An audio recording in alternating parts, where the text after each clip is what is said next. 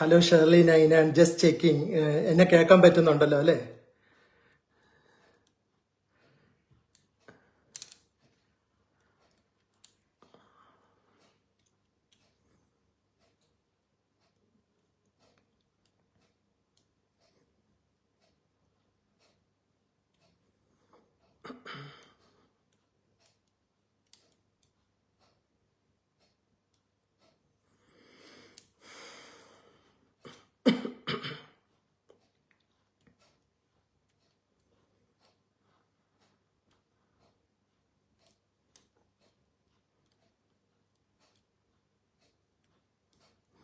Hello Sinju, കേൾക്കാൻ പറ്റുന്നുണ്ടോ? ഞാൻ പറയുന്ന കേൾക്കുന്നുണ്ടോ?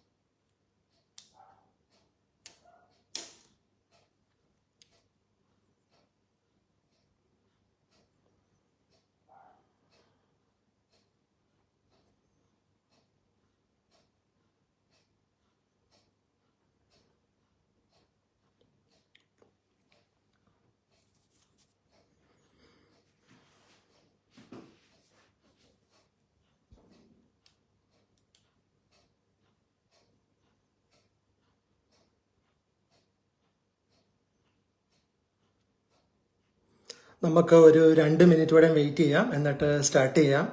ഇതിൻ്റെ ജോബി, മിനിജ ആരെയും ഞാൻ കണ്ടില്ല. എനിക്ക് തോന്നുന്നു നിങ്ങൾക്ക് എന്നെ കേൾക്കാമെന്ന് ഞാൻ പ്രതീക്ഷിക്കുന്നു. കേൾക്കാൻ പറ്റുന്നുണ്ടെങ്കിൽ ആരെങ്കിലും ഒരു തംസപ്പ് ചെയ്യുമായിരുന്നെങ്കിൽ നല്ലതായിരുന്നു. അല്ലെങ്കിൽ നമുക്ക് ഒരു 2 മിനിറ്റ്സ് കൂടെ വെയിറ്റ് ചെയ്തിട്ട് സ്റ്റാർട്ട് ചെയ്യാം. ഓക്കെ.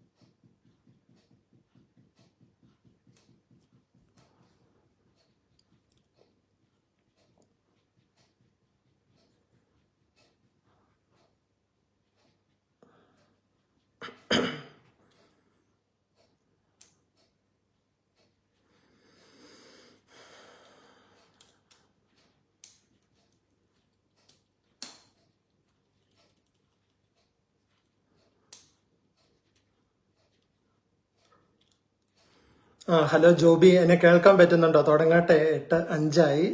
അതെയോ കുറച്ചു നേരം കൂടെ വെയിറ്റ് ചെയ്യണോ? എനിക്ക് ഇവിടെ മെസ്സേജുകളൊന്നും കാണാൻ പറ്റുന്നില്ല, എന്താണെന്നറിയില്ല.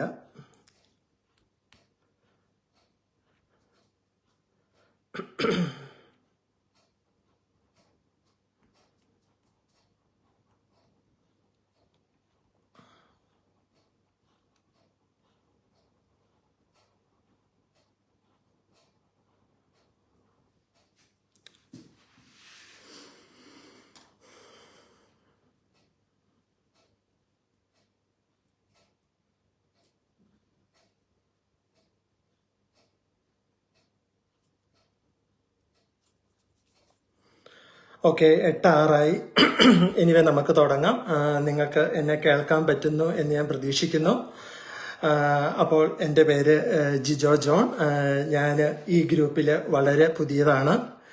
അപ്പോൾ ഇങ്ങനെയൊരു പ്ലാറ്റ്ഫോം തന്ന ജോബിക്കും അതുപോലെ തന്നെ ഇങ്ങനെയൊരു ക്ലാസ് എടുക്കാൻ വേണ്ടി എന്നെ ഇങ്ങോട്ട് ഇൻവൈറ്റ് ചെയ്ത മിനിജിക്കും ആദ്യമായി തന്നെ നന്ദി അറിയിക്കുന്നു.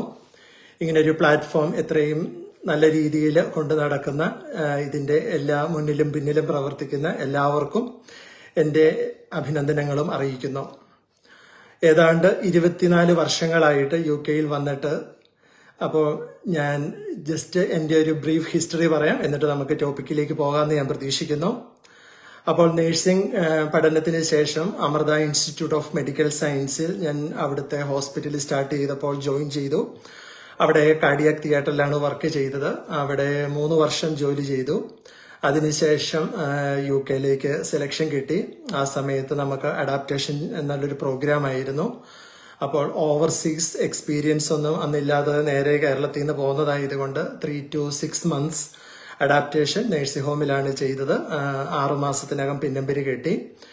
മറ്റ് കോൺട്രാക്റ്റുകളോ കാര്യങ്ങളോ ഒന്നും ഇല്ലാത്തത് കൊണ്ട് പിന്നമ്പരി കിട്ടിക്കഴിഞ്ഞതിന് ശേഷം കേംബ്രിഡ്ജ് യൂണിവേഴ്സിറ്റി ഹോസ്പിറ്റലിൽ ഞാൻ ജോയിൻ ചെയ്തു. അതിനുശേഷം അവിടെ നിന്ന് ഒരു 2009 ആയപ്പോൾ അവിടുന്ന് സ്പയർ ഹെൽത്ത് കെയർ എന്ന് പറഞ്ഞ ഒരു പ്രൈവറ്റ് സെക്ടറിൽ കാർഡിയാക് സർജറി സ്റ്റാർട്ട് ചെയ്തപ്പോൾ NHSന്റെ തന്നെ പ്രൈവറ്റ് കേസ് വെയിറ്റിംഗ് ലിസ്റ്റിന്റെ എണ്ണം കുറയ്ക്കാൻ വേണ്ടി പ്രൈവറ്റ് സെക്ടറിൽ അവിടെ സ്റ്റാർട്ട് ചെയ്തപ്പോൾ അതിന്റെ ഒരു സ്റ്റാർട്ടപ്പിനൊക്കെ ആയിട്ട് സ്പയർ ഹെൽത്ത് കെയറിൽ ഞാൻ ജോയിൻ ചെയ്തു. അങ്ങനെ കേംബ്രിഡ്ജിലെ സ്പയർ ഹെൽത്ത് കെയറിൽ ജോയിൻ ചെയ്തപ്പോൾ private administration style, management style, business management, അങ്ങനെ കുറേ കാര്യങ്ങൾ പഠിക്കാൻ പറ്റി. അതിനുശേഷം 2011 ഇമ്പീരിയർ കോളേജ് NHS ട്രസ്റ്റിൽ തിയേറ്റർ കോർഡിനേറ്ററായിട്ട് ജോലിക്ക് കയറി. അവിടെ ജോലി ചെയ്തുകൊണ്ടിരുന്ന സമയത്താണ് അനസ്തെറ്റിക് നേഴ്സ് എന്ന ട്രെയിനിങ് ഇവിടെ ഞാൻ ചെയ്തിരുന്നു. അതിനുശേഷം വീണ്ടും കേംബ്രിഡ്ജ് യൂണിവേഴ്സിറ്റിയിൽ തിരിച്ചെത്തുകയും അവിടെ കൂടുതലും മൾട്ടി ഓർഗൻ ട്രാൻസ്പ്ലാന്റ് എന്ന ഒരു ഇതിലായിരുന്നു. യൂണിറ്റ് 2 എന്നാണ് അവിടെ അറിയപ്പെടുന്നത്. ബാക്കി HPB അങ്ങനെ ബാക്കി സർജറികളെല്ലാം ഉണ്ട്. പക്ഷെ കൂടുതലും ട്രാൻസ്പ്ലാന്റ് സൈഡിലായിരുന്നു ഞാൻ വർക്ക് ചെയ്തുകൊണ്ടിരുന്നത്. അതിനുശേഷം 2018 ഖത്തറിൽ ഒരു പുതിയ ഹോസ്പിറ്റൽ സ്റ്റാർട്ട് ചെയ്തപ്പോൾ അതിൻ്റെ പീഡിയാട്രിക് കാർഡിയാക് സർജറി അങ്ങനെ സ്റ്റാർട്ടപ്പ് ചെയ്യാൻ വേണ്ടി ഒരു 5-6 വർഷം അവിടെയായിരുന്നു. അപ്പം അതിൻ്റെ ഇടയ്ക്ക് തന്നെ ഡ്യുവൽ ടോപ്പിക്ക്, അതായത് HR ഇൻ ബിസിനസ് അഡ്മിനിസ്ട്രേഷനും അതുപോലെ തന്നെ ഇന്റർനാഷണൽ ഹോസ്പിറ്റൽ മാനേജ്മെന്റും ഈ 2 ഇതിലും MBA ചെയ്തിരുന്നു. അതിനുശേഷം കുറച്ച് മാസങ്ങളായി ഇവിടെ തിരിച്ചെത്തി, UK തിരിച്ചു വന്നു. തിരിച്ചു വന്നതിന് ശേഷം യൂണിവേഴ്സിറ്റി ഹോസ്പിറ്റൽ സസെക്സിൽ പെരി ഓപ്പറേറ്റീവ് സർവീസസിന്റെ മൊത്തം മേട്രനായിട്ട് ഇപ്പോൾ ഞാൻ വർക്ക് ചെയ്യുന്നു. ഇതാണ് ജസ്റ്റ് ഒരു പ്രൊഫഷണലി എൻ്റെ ഒരു ബ്രീഫ് ഇൻട്രഡക്ഷൻ. ഫാമിലിനെ പറ്റി പറയുവാണെങ്കിൽ വൈഫ് ജ്യോതി നേഴ്സാണ്, പാർട്ട് ടൈം ആയിട്ട് ജോലി ചെയ്യുന്നു. 4 മക്കള്, 2 ബോയ്സ് ആൻഡ് 2 ഗേൾസ്. മൂത്തയാള് യൂണിവേഴ്സിറ്റി, രണ്ടാമത്തെ ആള് A-level, പിന്നെ ഇയർ 9 ആൻഡ് ഇയർ 6, അങ്ങനെ 4 മക്കള്. ഇതാണ് എൻ്റെ ഒരു ബ്രീഫ് ഹിസ്റ്ററി. അപ്പോൾ കഴിഞ്ഞ ആഴ്ച മിനിജ അതിമനോഹരമായിട്ട് കമ്പാഷൻ എന്ന ഒരു ആശയത്തെ അവതരിപ്പിച്ചു. So first of all well done and thanks to Minija. നമ്മുടെ ഈ മീറ്റ് ആൻഡ് ഗെയിൻ എന്ന ഈ പ്രോഗ്രാം, ഈ ഉദ്യമം ഒരു സീരീസ്, ഒരു കണ്ടിന്യൂസ് പ്രോഗ്രാം ആയതുകൊണ്ട് തന്നെ എൻ്റെ മെയിൻ ടോപ്പിക്കിലേക്ക് പോകുന്നതിന് മുൻപ് ലാസ്റ്റ് വീക്ക് ടോപ്പിക്കിന്റെ ഒരു കണ്ടിന്യൂവേഷനായി തുടങ്ങാം എന്നാണ് ഞാൻ വിചാരിക്കുന്നത്.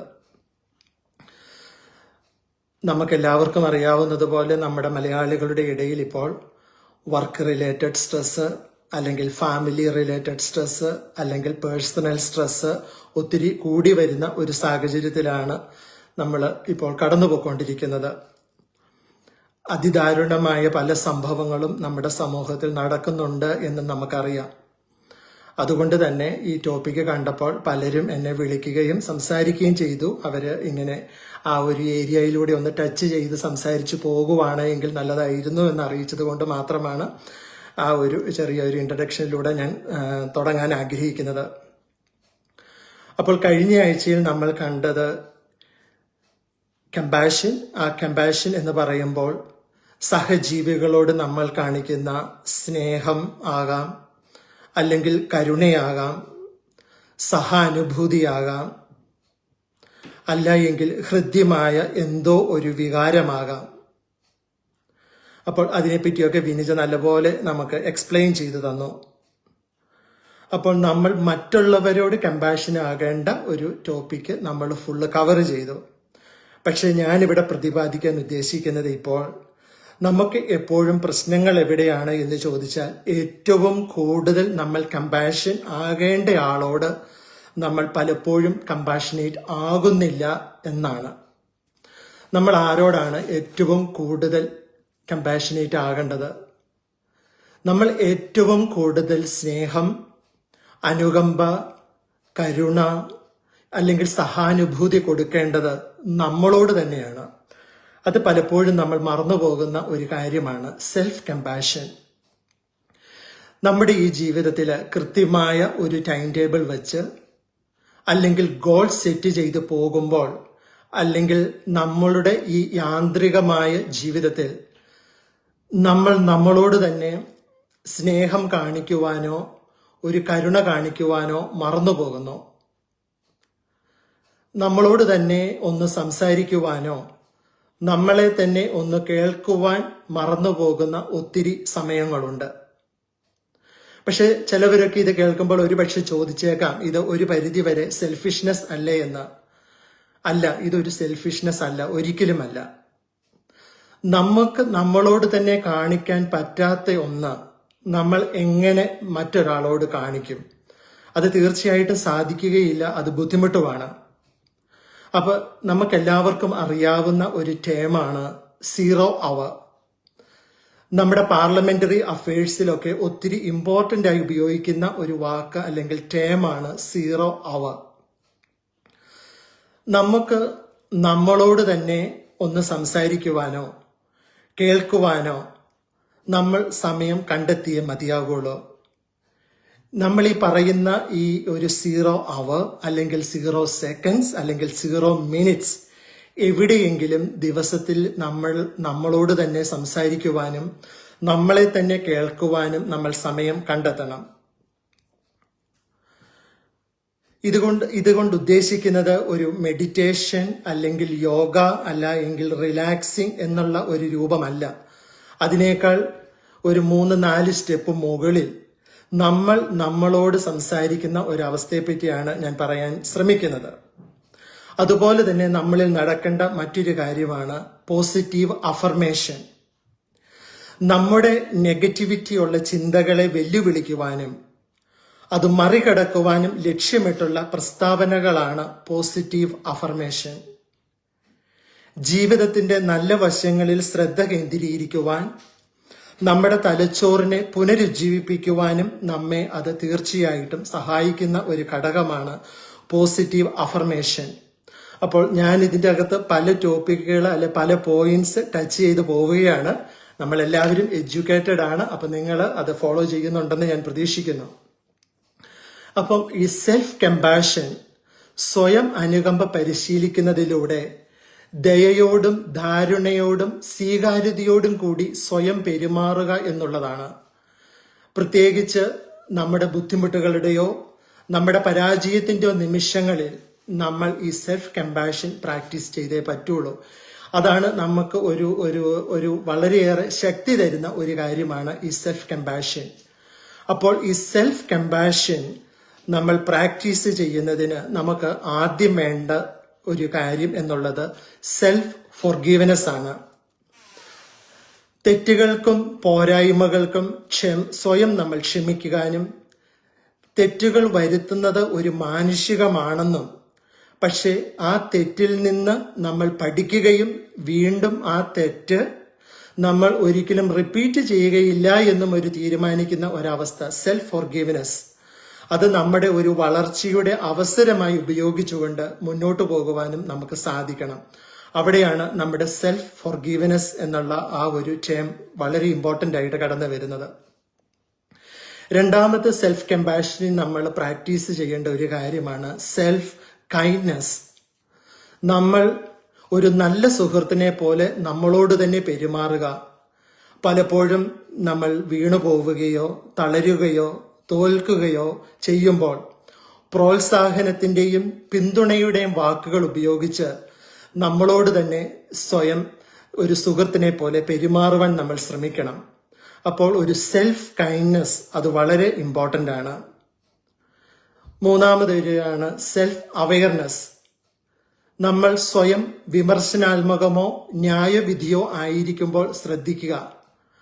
ആ ചിന്തകളെ ദയയും ദാരുണയും ഉപയോഗിച്ച് മാറ്റി സ്ഥാപിക്കുവാൻ നമ്മളൊരു ശ്രമം നടത്തണം. ഞാൻ മുമ്പേ പറഞ്ഞതുപോലെ സെൽഫ് അഫർമേഷൻ. അപ്പോൾ ഇവിടെ നമ്മൾ സെൽഫ് അവെയർനെസ് അത് നമ്മുടെ ഒരു വളരെ ഇമ്പോർട്ടൻ്റ് ആണ്. നമുക്ക് സെൽഫ് കമ്പാഷൻ എന്നൊരു പോയിന്റിലേക്ക് നമ്മൾ ചിന്തിക്കുമ്പോൾ മറ്റൊരു പോയിന്റാണ് മൈൻഡ്ഫുൾനെസ്. നമ്മളെല്ലാവരും മനുഷ്യരാണ്. വിചാരങ്ങളും വികാരങ്ങളും നമ്മൾക്ക് ഉണ്ടായിരിക്കുക അത് നോർമലാണ്. ചിലപ്പോൾ പെട്ടെന്ന് അരിശപ്പെടുന്നതായിരിക്കാം, സങ്കടം വരുന്നതായിരിക്കാം. എന്തു തന്നെയാണെങ്കിലും അത് നമ്മളാണ്, നമ്മളിലെ വികാരങ്ങളാണ്, അത് നമ്മുടെ കൂടെ ഉള്ളതാണ്. അവ ന്യായവിധികളൊന്നും കൂടാതെ അംഗീകരിക്കുക. വിമർശനങ്ങളോട് പ്രതികരിക്കുന്നതിന് പകരം അനുകമ്പയോടെ സ്വയം പ്രതികരിക്കാൻ നമ്മുടെ മൈൻഡ്ഫുൾനെസ് നമ്മളെ സഹായിക്കും. മറ്റൊരിതാണ് ഒരു കോമൺ ഹ്യൂമാനിറ്റി. മനുഷ്യരായ നമുക്കെല്ലാവർക്കും എന്നും തിരിച്ചടികളും വെല്ലുവിളികളും അപൂർണതകളും അനുഭവിക്കുന്നവരാണ് നമ്മൾ ഓരോരുത്തരും. പക്ഷെ നമ്മളുടെ ഈ പോരാട്ടത്തിൽ നമ്മൾ ഒറ്റയ്ക്കല്ല. നമ്മുടെ കൂടെ നിൽക്കാനും ചേർത്ത് നിർത്തുവാനും പലരും ഉണ്ട് എന്ന് നമ്മൾ തിരിച്ചറിയണം. അപ്പോൾ നമ്മൾ ആരും പൂർണ്ണരല്ല, എല്ലാവർക്കും കുറവുകളുണ്ട്, അപൂർണരാണ് എന്ന ഒരു തിരിച്ചറിവ് നമുക്കുള്ളത് എപ്പോഴും നല്ലതാണ്. പിന്നെ മറ്റൊരു പോയിന്റാണ് സെൽഫ് ബൗണ്ടറീസ്. നമ്മുടെ അതിരുകൾ നിശ്ചയിച്ച് ആവശ്യമുള്ളപ്പോൾ നോ പറയാൻ നമ്മൾ പലപ്പോഴും പഠിക്കണം. എനിക്കറിയാം, നമ്മൾ നാട്ടിലൊക്കെ പഠിക്കുന്ന സമയത്ത് അല്ലെങ്കിൽ ഇവിടെ വന്നും വർഷങ്ങൾ എടുത്തതിന് ശേഷമാണ് എങ്ങനെയാണ് പ്രോപ്പറായിട്ട് നോ എന്ന് പറയുവാൻ നമ്മൾ പഠിച്ചത് എന്ന് നമുക്ക് എല്ലാവർക്കും അറിയാം. ആ നോ എന്ന് പറയുന്നതിന് ശേഷം നമ്മുടെ സ്വന്തം ജീവിതത്തിൽ, നമ്മുടെ സ്വന്തം കാര്യങ്ങളിൽ അത് ഓട്ടോമാറ്റിക്കലി നമ്മൾ പലതിനോടും എസ് പറയുവാൻ നമ്മളെ സഹായിച്ചിട്ടുണ്ട്. അപ്പോൾ നമ്മുടെ ബൗണ്ടറീസ് തിരിച്ചറിഞ്ഞുകൊണ്ട് നമ്മൾക്ക് പറ്റാത്ത കാര്യങ്ങളിൽ നമ്മൾ നോ പറയാൻ പഠിക്കുക എന്നുള്ളത് നമ്മുടെ സെൽഫ് കമ്പാഷന് നമ്മളെ, അല്ലെങ്കിൽ അത് ഒരു ഓവർ സ്ട്രെസ്ഫുൾ ആയി ഒരു അവസ്ഥയിലേക്ക് മാറ്റുന്നതിനേക്കാൾ എത്രയോ നല്ലതാണ്. ഏറ്റവും നല്ല രീതിയിൽ നമുക്ക് പറ്റുന്നില്ല എന്നുണ്ട് എങ്കിൽ, അവരെ സഹായിക്കാൻ നമുക്ക് ബുദ്ധിമുട്ടാണ് എങ്കിൽ തീർച്ചയായിട്ടും നമ്മളത് നോ പറയാൻ നമ്മൾ പഠിക്കണം. അത് പുതിയതായിട്ട് വരുന്നവരെ നമ്മൾ പലപ്പോഴും ഇൻഡക്ഷനിലൊക്കെ അത് എപ്പോഴും ക്ലാസ് എടുത്ത് പഠിപ്പിക്കാൻ ശ്രമിക്കാറുണ്ട്, അല്ലെങ്കിൽ ആ ഒരു പോയിന്റ് നമ്മളെപ്പോഴും സൂചിപ്പിക്കാറുണ്ട്. അപ്പോൾ നമ്മൾ തന്നെ നമ്മുടെ അതിരുകളെ തിരിച്ചറിഞ്ഞുകൊണ്ട് സെൽഫ് ബൗണ്ടറീസ് ഇട്ടുകൊണ്ട് നോ പറയേണ്ട സ്ഥലങ്ങളിൽ നോ പറയുവാൻ നമ്മൾ പ്രാക്ടീസ് ചെയ്യുക. പിന്നെ വലിയൊരു പോയിന്റാണ് സീക്ക് സപ്പോർട്ട്, മറ്റുള്ളവരുടെ സഹായം. നമുക്കറിയാം, നമ്മളെല്ലാവരും നാടും വീടും വിട്ട് ഇവിടെയാണ്. നമ്മുടെ ജോലി സ്ഥലത്ത് നമ്മുടെ മാനേജർമാർ കാണും, നമ്മുടെ നല്ല കൂട്ടുകാർ കാണും. ഷെയർ ചെയ്യാൻ പറ്റുന്ന കാര്യങ്ങളൊക്കെ നമ്മൾ ഷെയർ ചെയ്യുക. നമ്മുടെ ബുദ്ധിമുട്ടുകൾ എന്ത് തന്നെയാണെങ്കിലും ഒരു കേൾക്കാൻ, അത് നമ്മളോട് തന്നെയാണ്. പല ക്ലാസ്സുകളിലൊക്കെ നമ്മൾ അറ്റൻഡ് ചെയ്ത ചില ക്ലാസ്സുകളിലൊക്കെ കേട്ടിട്ടുണ്ട്, നമുക്ക് ഒരു കല്ലിനോടോ മുള്ളിനോടോ പൂവിനോടോ എന്തിനോടെങ്കിലും സംസാരിക്കാൻ പറ്റുവാണെങ്കിൽ ഒരു വെന്റ് ഔട്ട്, ആ ഒരു രീതിയിൽ പോലും നമ്മളെ ഒന്ന് റിലാക്സ് ചെയ്യാൻ ആ വെന്റ് ഔട്ട് പലപ്പോഴും നമ്മളെ സഹായിക്കും. അതുകൊണ്ട് പരിചയമുള്ള നമ്മുടെ കൂട്ടുകാരോടോ, നമുക്ക് ഏറ്റവും കോൺഫിഡന്റ് ആയിട്ട് സംസാരിക്കാൻ പറ്റുന്നവരോടോ നമ്മുടെ വേദനകൾ ഷെയർ ചെയ്യാൻ പറ്റുന്നത്, നമ്മൾ മറ്റുള്ള ഒരു സീക്കിംഗ് സപ്പോർട്ട് അല്ലെങ്കിൽ ആ ഒരു ആൾക്കാരെ കോണ്ടാക്ട് ചെയ്ത് അവരോട് നമുക്കൊന്ന് വെന്റ് ഔട്ട് ചെയ്യാൻ പറ്റുവാണ് എങ്കിൽ അത് വളരെ നമ്മളെ ഹെൽപ്പ് ചെയ്യുന്ന ഒരു കാര്യമാണ്. അത് പറയുമ്പോൾ തന്നെ മറ്റൊരു കാര്യം കൂടി ഞാൻ പറയുകയാണ്. നമ്മൾ ഈ പറയുന്ന കാര്യങ്ങളും നമ്മളാരും ഇതിൻ്റെ അകത്തൊന്നും എക്സ്പേർട്ട് അല്ല. ഒരു പരിധി വരെയൊക്കെ നമുക്ക് ഇതിൻ്റെ അകത്തൊക്കെ സഹായിക്കാൻ പറ്റുള്ളൂ. അപ്പോൾ ഈ ഒരു പരിധിക്ക് ശേഷമാണ് നമ്മുടെ എന്തെങ്കിലും സ്ട്രെസ് ലെവലെങ്കിലോ നമ്മുടെ പ്രോബ്ലംസ് എങ്കിലോ ഇവിടെ നമുക്ക് അതിനുവേണ്ടി ക്വാളിഫൈഡ് ആയ ഒത്തിരിയേറെ ആൾക്കാരുണ്ട്. ഇപ്പം നമുക്ക് സൈക്കാട്രിക് സപ്പോർട്ട് വേണമെങ്കിൽ അത് മെഡിക്കേഷൻ എടുക്കണമെങ്കിൽ നമ്മൾ മെഡിക്കേഷൻ എടുത്തേ പറ്റുള്ളൂ. കൗൺസിലിങ്ങിന് പോകണമെങ്കിൽ കൗൺസിലിങ്ങിന് പോകണം. അപ്പോൾ ഏത് തരത്തിലാണെങ്കിലും നമുക്ക് ഉള്ള ഓപ്പർച്യൂണിറ്റികൾ മാക്സിമം യൂട്ടിലൈസ് ചെയ്തുകൊണ്ട് നമ്മൾ ഒരു സപ്പോർട്ട് സർവീസ് ആവശ്യമായി നമുക്ക് തോന്നുന്നുണ്ട് എങ്കിൽ ഞാൻ എൻ്റെ ആ ഒരു പരിധിക്ക് അപ്പുറത്താണ് എന്ന് നമുക്കൊരു തിരിച്ചറിവ് ഉണ്ടെങ്കിൽ ഒരിക്കലും നിങ്ങൾ മടി കൂടാതെ അത് തീർച്ചയായിട്ടും സ്വീകരിക്കാൻ കൂടി റെഡിയാകണം. അതും നമ്മുടെ ഒരു സെൽഫ് കമ്പാഷനിനെ വളരെയേറെ സഹായിക്കും എന്നുകൂടി ഞാൻ ഈ നിമിഷം ഒന്ന് ഓർമ്മിപ്പിക്കുകയാണ്. ഇത് പറഞ്ഞപ്പോഴാണ് പെട്ടെന്നൊരു ഓർമ്മ വന്നത്. ഈ ഒരു ആനിമേഷൻ സീരീസ് കണ്ടിരുന്നു. ആ സീരീസിന്റെ പേരിതാണ് സെൽസ് അറ്റ് വർക്ക്. അതായത് നമ്മുടെ ശരീരത്തിന്റെ ഉള്ളിൽ ഓരോ കോശങ്ങളും ഓരോ നിമിഷവും നമ്മുടെ ജീവൻ നിലനിർത്താനുള്ള ഒരു പണിപ്പുരയിലാണ് എന്നാണ് ആ സീരീസ് കാണിച്ചു തരുന്നത്. നമുക്കെല്ലാവർക്കും അറിയാവുന്നത് പോലെ പുതിയ സ്റ്റഡീസ് അനുസരിച്ച് ഏതാണ്ട് 37 ട്രില്യൺ കോശങ്ങളാണ് നമ്മുടെ ഉള്ളിൽ ഹാർഡ് വർക്ക് ചെയ്യുന്നത്. അപ്പം അവരാണ് നമ്മുടെ ശരീരത്തിലെ ഹീറോസ് എന്നാണ് അതിലൂടെ ആ ഒരു ഡയറക്ടർ പ്രതിപാദിക്കാൻ ആഗ്രഹിക്കുന്നത്.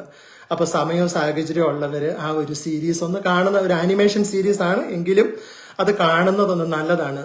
Cells at work. അപ്പൊ നമ്മുടെ ഉള്ളിൽ നമ്മളറിയാതെ നമ്മുടെ വളർച്ചയിലും തളർച്ചയിലും നമ്മുടെ ജീവൻ നിലനിർത്താൻ വേണ്ടി അഹോരാത്രം ഹാർഡ് വർക്ക് ചെയ്യുകയാണ് ആ കോശങ്ങൾ ഓരോരുത്തരും. അപ്പോൾ നമ്മളെ നിലനിർത്താൻ സെൽഫ് കമ്പാഷൻ നമ്മൾ പ്രാക്ടീസ് ചെയ്യണം. നമ്മൾ പലപ്പോഴും ഓർക്കൂല നമ്മുടെ മാനേജർ അല്ലെങ്കിൽ നമ്മുടെ സിഇഒ, നമ്മുടെ ചീഫ്, നമ്മുടെ ഹെഡ് അല്ലെങ്കിൽ ആരെങ്കിലും ആയിക്കോട്ടെ ഒരു കമ്പാഷൻ. അപ്പം നമ്മളാകുന്ന നമ്മുടെ ഈ പ്രസ്ഥാനം, നമ്മളുടെ ഈ ജീവൻ, നമ്മളുടെ ഈ ശരീരം, ഇതിന്റെ ഉള്ളിൽ പ്രവർത്തിക്കുന്ന ഈ 37 ട്രില്യൺ കോശങ്ങൾ അവർ ഓരോരുത്തരും നമുക്ക് വേണ്ടി വർക്ക് ചെയ്യുന്ന അവരുടെ എല്ലാം പരമാധികാരം നമ്മുടെ കയ്യിലാണ്. അപ്പോൾ അവരെ ഒരു കമ്പാഷൻ, അവർക്ക് വേദനകൾ വരുമ്പോൾ നമുക്ക് വേദനകൾ വരുമ്പോൾ കുഴപ്പമില്ല എന്ന് പറഞ്ഞൊന്ന് തലോടാനും ഒരു അനുകമ്പയുടെ വാക്ക്, ഒരു ദയയുടെ വാക്ക് അവരോട് പറയുവാനും നമുക്ക് സാധിക്കുന്നുണ്ട് എങ്കിൽ അത് നമ്മുടെ ഒരു വളരെ വലിയൊരു വിജയമാണ്. അപ്പോൾ സെൽഫ് കമ്പാഷൻ അത് നമുക്കൊരു അത്യാവശ്യമായ കാര്യമാണ്. അപ്പോൾ കഴിഞ്ഞ ആഴ്ചത്തെ ഒരു ടോപ്പിക്കിന്റെ കണ്ടിന്യൂവേഷൻ ആയിട്ട് ഞാനത് പറഞ്ഞതാണ്.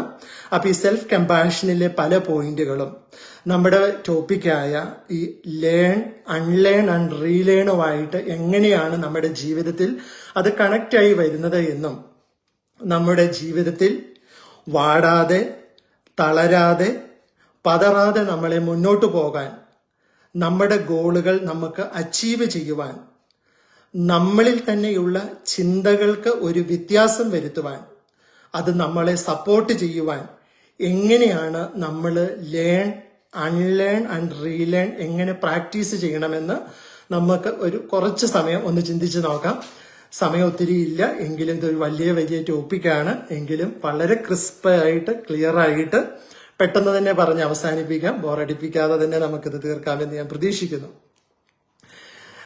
അപ്പം ഇന്നിവിടെ നമ്മൾ ഒത്തുകൂടുമ്പോൾ നമ്മൾ ഓരോരുത്തരും നേഴ്സിംഗ് എന്ന ശ്രേഷ്ഠമായ തൊഴിലിലേക്ക് കൊണ്ടുവരുന്ന അവിശ്വസനീയമായ സമർപ്പണത്തിന്റെയും ഒരു പ്രതിബദ്ധതയുടെയും കുറിച്ച് വളരെ അഭിമാനത്തോടെയാണ് നമ്മൾ ഓരോരുത്തരും ഓർക്കുന്നത്, അല്ലേ?